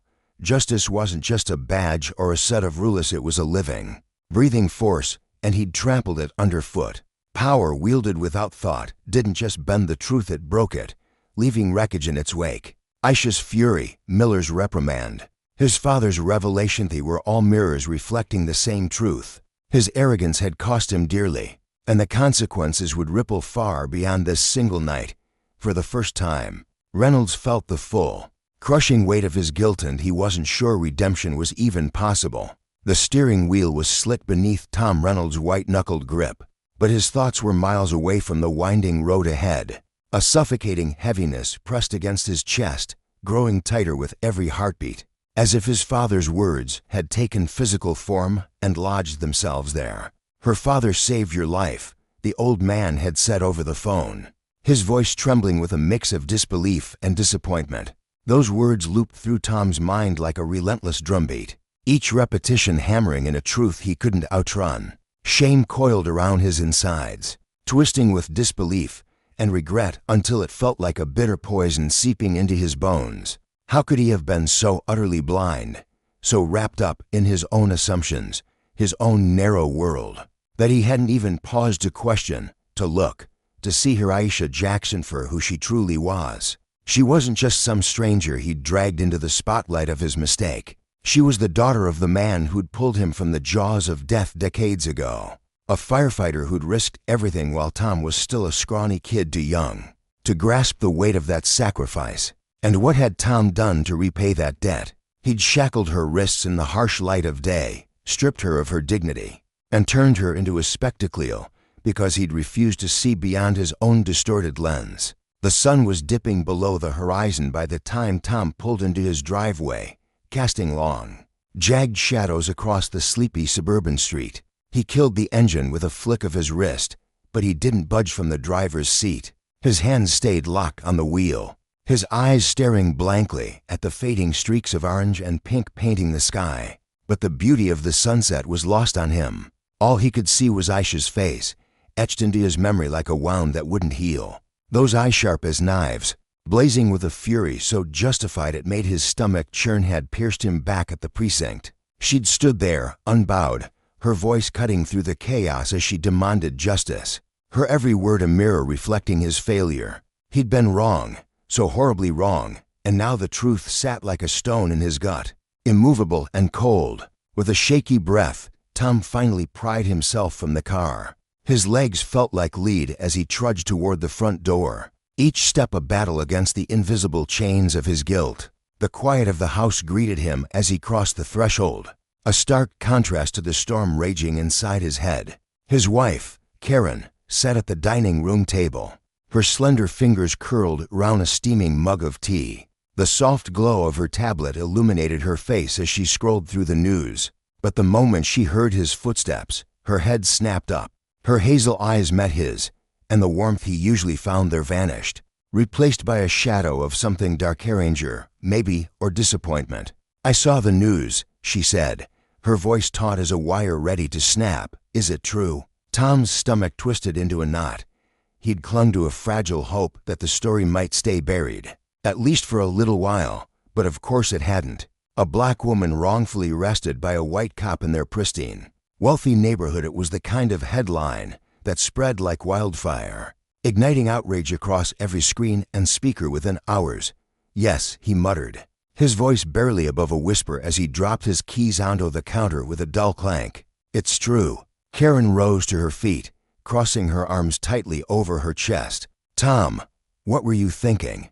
How could you do this?" Her words were sharp, each one slicing deeper into the raw wound of his conscience. "I don't know," he snapped, his frustration boiling over like a pot left too long on the stove. "I wasn't thinking, okay? I screwed up. It was a mistake, a stupid, awful mistake." His hands clenched into fists at his sides. trembling with the effort to hold himself together. Karen's eyes narrowed, her voice rising to meet his. A mistake, Tom. You humiliated that woman in front of everyone. They're already talking about a lawsuit. This could ruin your career, everything you've worked for. She shook her head, her auburn hair catching the light as she paced a tight circle around the table. Tom let out a bitter, hollow laugh that echoed off the walls. Yeah, well, my career's already toast. I've been suspended, Karen. I don't think there's any coming back from this.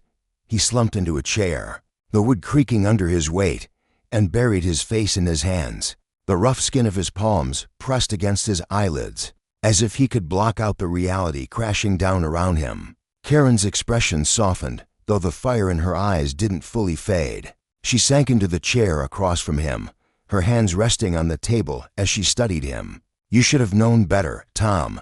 You're not some green rookie who doesn't get how the world works. You know how this looks. Her tone was quieter now, but the weight of her words hit him just as hard. I know, he groaned, dragging his hands down his face. I know. The admission hung in the air, thick and heavy, until he forced himself to continue. And there's more. He hesitated, the next confession clawing at his throat, desperate to stay buried. Karen arched an eyebrow, leaning forward slightly. More? Tom swallowed hard, feeling the sting of bile rising in his chest. Aisha, she's the daughter of the firefighter who saved me when I was a kid. The words tumbled out, rough and unsteady, and he watched as Karen's eyes widened in shock, her mouth parting slightly. Wait, what? Are you serious? She breathed, her voice barely audible. He nodded, the bitterness surging again like a tide he couldn't hold back. My dad called me after it happened. Told me everything. I didn't even know, Karen. I had no idea. For a long moment, she just stared at him, her mind racing to process the enormity of what he'd said. Then she leaned back, exhaling sharply. Tom, this is, you have to apologize. Publicly. This isn't just about a lawsuit anymore, it's bigger than that. So much bigger. I know, he muttered, his voice cracking under the strain. But how do I even start to fix this? An apology won't erase what I did. It won't give her back what I took. No, it won't, Karen said firmly, her gaze unwavering. But it's a step. You have to own this, Tom. And you need to figure out what made you do it, what made you look at her and see a threat instead of a person.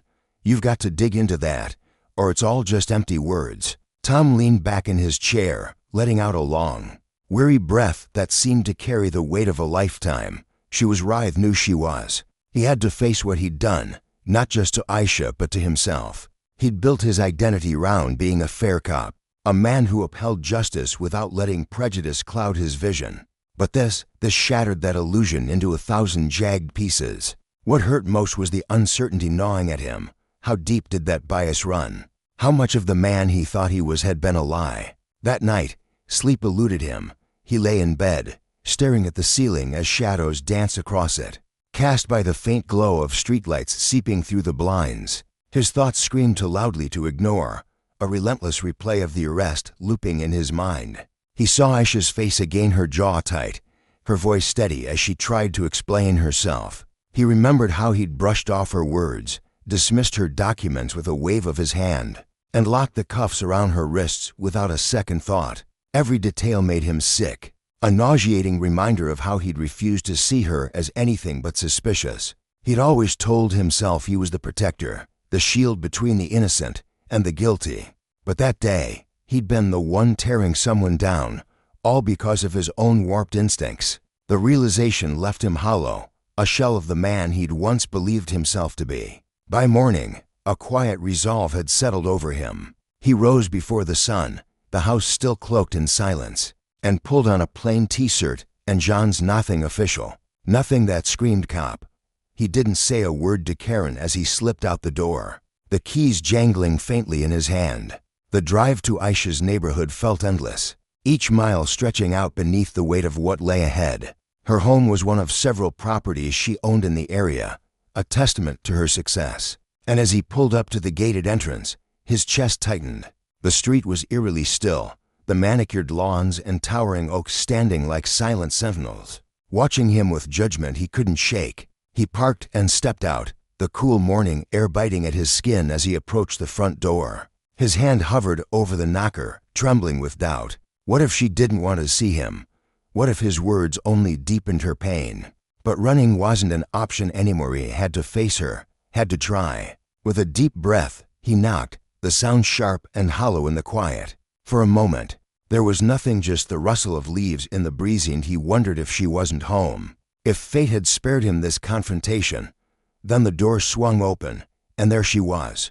Aisha Jackson stood before him, her posture relaxed in a simple sweater and jeans. But her eyes were anything but soft. They locked onto his, guarded and piercing. The same steely gaze she'd leveled at him in the precinct.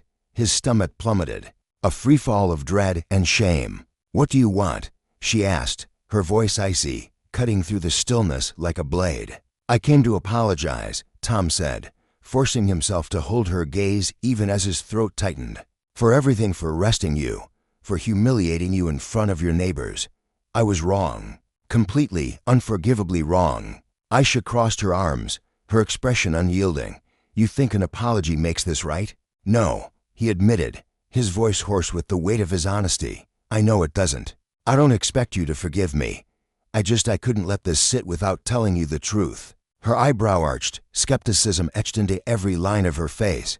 "The truth? And what truth is that?" Tom hesitated, the words heavy on his tongue. "Your father saved my life when I was a kid. I didn't know until yesterday. My dad told me, and I needed you to know." Aisha blinked, and for a fleeting second, her mask slipped. Surprise flickered across her features, softening the edges of her anger, before something else, something distant and unreadable, took its place. "So what?" she said, her tone calm but laced with an edge of steel. "You think because my father saved your life, I'm supposed to just let this go? Is that what you're here for?" "No," Tom said quickly, shaking his head. "No, I don't expect that. I don't know what I expect. I just thought you deserved to hear it, and I wanted to say I'm sorry face to face." Silence stretched between them, thick and charged, as Aisha studied him. Her eyes roamed his face, searching for something, sincerity, perhaps, or a crack in his resolve. He didn't know if she found it, but finally, she spoke. "You're right, an apology doesn't fix this. And knowing about my father, that doesn't change what you did to me." Tom nodded, swallowing the lump in his throat. "I know." But she continued, her voice softening just enough to hint at possibility. "It's a start. If you really want to make this right, it's going to take a hell of a lot more than words." He nodded again, a faint spark of hope flickering in his chest. It wasn't forgiveness, not even close, but it was a thread, a fragile chance to begin clawing his way back from the abyss he'd fallen into. Weeks later, the story of Aisha's arrest still burned through the headlines, a wildfire that refused to die. News outlets across the country latched onto it, transforming Aisha Jackson into a beacon of strength, a living testament to resilience against the grinding gears of racial profiling and systemic failure. Tom Reynolds, meanwhile, became the villain of the Talia, symbol of everything rotten in a fractured system. His career didn't just stumble, it was dragged through the dirt. His name now a shorthand for bias and betrayal. Suspension was only the beginning. The public's outrage ensured he'd never wear a badge again. But amid the chaos, Aisha's words lingered in his mind, a quiet echo that wouldn't fade. "It's a start." It wasn't absolution, but it was an invitation, a narrow path forward. For Tom, it became a lifeline. He couldn't undo the past, couldn't erase the cuffs or the cameras or the shame he'd heaped on her. But he could try to make it right, not just for her, but for the man he wanted to become. Justice, he realized, wasn't just about laws or badges. It was about accountability, about facing the consequences of power wielded carelessly. And as he sat alone in the dim light of his living room, the world still buzzing with the fallout of his actions, he knew this was only the beginning of a long, hard road to redemption on he might never fully walk, but one he had to start nonetheless. Rain pattered relentlessly against the stained glass windows of the old church, casting fractured beams of color across the wooden pews where Reynolds sat. The damp air clung to his skin, heavy with the scent of wet earth and the faint musk of aged hymnals. For weeks now, ever since that fateful incident, he'd been coming here, to this modest sanctuary tucked away in the heart of the neighborhood he once patrolled with such unwavering certainty. The certainty was gone now, stripped away like paint peeling from a weathered wall, leaving him raw and exposed. Reynolds, a man who'd spent most of his 40-odd years dodging the mirror of self-reflection, found himself staring into it at last. What he saw wasn't petty years of snap judgments, unchecked assumptions, and a quiet arrogance that had festered beneath his badge. The weight of it pressed down on him, heavier than the rain outside. As he sat silently among the community leaders gathered that afternoon, the room buzzed with voices, some sharp with frustration, others steady with resolve. These weren't the polished briefings of the police department. They were raw, unfiltered conversations born from the grassroots of a community that had long felt unheard. Black activists, residents, and organizers filled the space, their words weaving a tapestry of lived experiences Reynolds had never bothered to understand before. He'd hesitated the first time he'd shown up, lingering at the threshold of the church, his boots still caked with the mud of his old life. Would they even let him in, a cop with a tarnished record? But Aisha's words had echoed in his mind, do more, and so he'd swallowed his pride, stepped inside, and asked only to listen. To his surprise, they'd allowed it, their wary glances softening into cautious acceptance as the weeks wore on. Now, he was a fixture in the back row, a quiet figure in a faded jacket, soaking in stories that cut deeper than any reprimand from his superiors ever could. Today, though, the air felt electric, charged with something unspoken.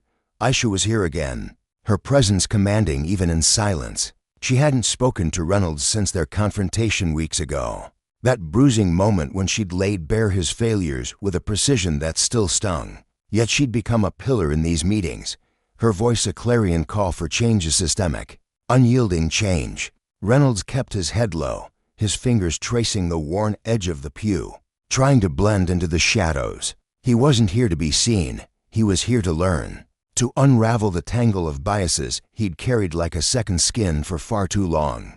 But as the discussion shifted to racial profiling, to the chasm of distrust separating law enforcement from the people they swore to serve, Aisha's hand rose, cutting through the murmur like a blade. Her voice was calm but unyielding, a steady force that demanded attention. "We can debate policies and training until we're blue in the face," she said, her eyes sweeping the room.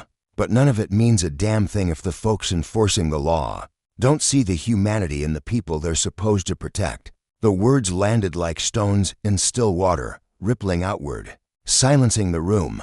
Reynolds felt them lodge in his chest, sharp and inescapable. Aisha's gaze drifted across the circle of face past the elderly woman clutching a worn Bible, past the young activist with a clenched fist and settled, just for a heartbeat on him. It wasn't a glare, not quite, but it was a challenge, a quiet dare to face the man he'd been and the wreckage he'd left behind. His throat tightened, his pulse hammering against his ribs. The room seemed to shrink around him, the walls pressing in as every eye turned his way. He wasn't sure what compelled him. Maybe it was Aisha's unwavering stare. Maybe it was the weight of his own guilt, but he raised a trembling hand. I'd like to say something," he said, his voice rough, faltering at first, then firming as he stood. The creak of the pew echoed in the stillness, and he felt the heat of dozens of eyes, some curious, some skeptical, a few outright hostile. His palms were slick with sweat, but he forced himself to meet Aisha's eyes, those dark, unflinching pools that seemed to see straight through him. "I've been thinking a lot these past few weeks," he began, his voice low but carrying in the hushed room, "about what I did, about who I've been. I know there's no apology that can undo the damage I caused. I looked at Aisha that day, and I didn't see her at the person she is. Not someone who belonged in that neighborhood just as much as anyone else. I saw a threat. I saw what I'd been trained to see, what I'd let myself believe without ever questioning it. And I was wrong."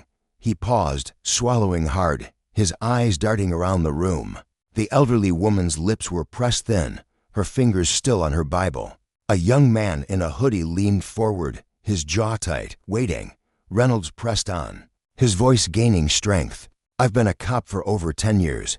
I told myself I was one of the good ones, fair, just, but I wasn't. Fairness isn't just about following rules. It's about digging into the ugly parts of yourself, the parts you don't want to face, and owning them. I didn't do that. Not until now." Aisha's expression didn't shift, her arms crossed, her posture rigid. But she didn't look away, and that small mercy kept him going. "I'm here because I want to be better," he said, his voice cracking with the rawness of it. "Not just as a cop, but as a man. I know I've got miles to go. I know words aren't enough to earn your trust, not after what I've done. But I'm ready to put in the work. I want to be part of fixing this, whatever it takes." He sank back into his seat, his chest tight, his heart thudding so loud he was sure they could all hear it. The silence stretched, thick and heavy, until Aisha's voice sliced through it, soft but piercing. "Words are easy, Officer Reynolds. It's what you do next that counts." He nodded, a quick, jerky motion. "I know, and I'll prove it." The tension didn't dissolve. Distrust lingered in the air like smoke, but something shifted. The conversation rolled forward, voices rising and falling, and Reynolds sat there, still trembling, knowing this wasn't absolution. It wasn't even a beginning. It was just a crack in the wall he'd built around himself, a sliver of light seeping through. Weeks later, the lawsuit Aisha had filed against the department settled quietly, out of the courtroom's glare. The agreement came with mandatory racial bias training, stricter accountability, policies aimed at mending the fractured bond between cops and the community. For Aisha, it wasn't the end. She'd become a beacon, her voice ringing out beyond the church walls, rallying a movement for justice that stretched across cities and states. Her story, her pain, her resilience struck a chord with countless others who'd faced the same indignities, giving them a megaphone where there'd been only silence before. She stood taller now, her every word a testament to the power of standing firm, of demanding more. Reynolds' road was murkier, lonelier. Suspension still hung over him, a shadow with no end in sight. The department hadn't decided his fate, and for the first time, he wasn't sure he cared. Being a cop had defined him, his swagger, his purpose, but now he saw the cracks in that identity. The badge had been a shield, a justification for the biases he'd wielded like a weapon. Maybe the real fight wasn't about getting it back. Maybe it was about dismantling the man he'd been and building something new, something worthy of the trust he'd shattered. Months dragged by, and he kept showing up to the meetings, rain or shine. The faces grew familiar, the elderly woman who'd started nodding at him in greeting, the young activist who'd once muttered under his breath, but now met his eyes without flinching. Then, one evening, as the group dispersed into the twilight, Aisha approached. Her boots clicked against the worn floor, her arms still crossed, but the hardness in her face had softened, just a fraction. "You're still here," she said, her tone flat but not unkind. Reynolds nodded, shoving his hands into his pockets. "I'm not going anywhere." She studied him, her eyes narrowing as if weighing his soul on some invisible scale. Then she gave a single, curt nod, not a smile, not forgiveness, but an acknowledgement. "You've got a long way to go," she said, turning to leave. "I know," he called after her, his voice steady despite the ache in his chest. For the first time, he felt the length of that road stretching out before him, daunting, endless, but not impossible. Justice, he was learning, wasn't just about laws or punishment. It was about facing the consequences of power misused, about the slow, grueling work of making things right. And he was ready to walk it, step by uncertain step,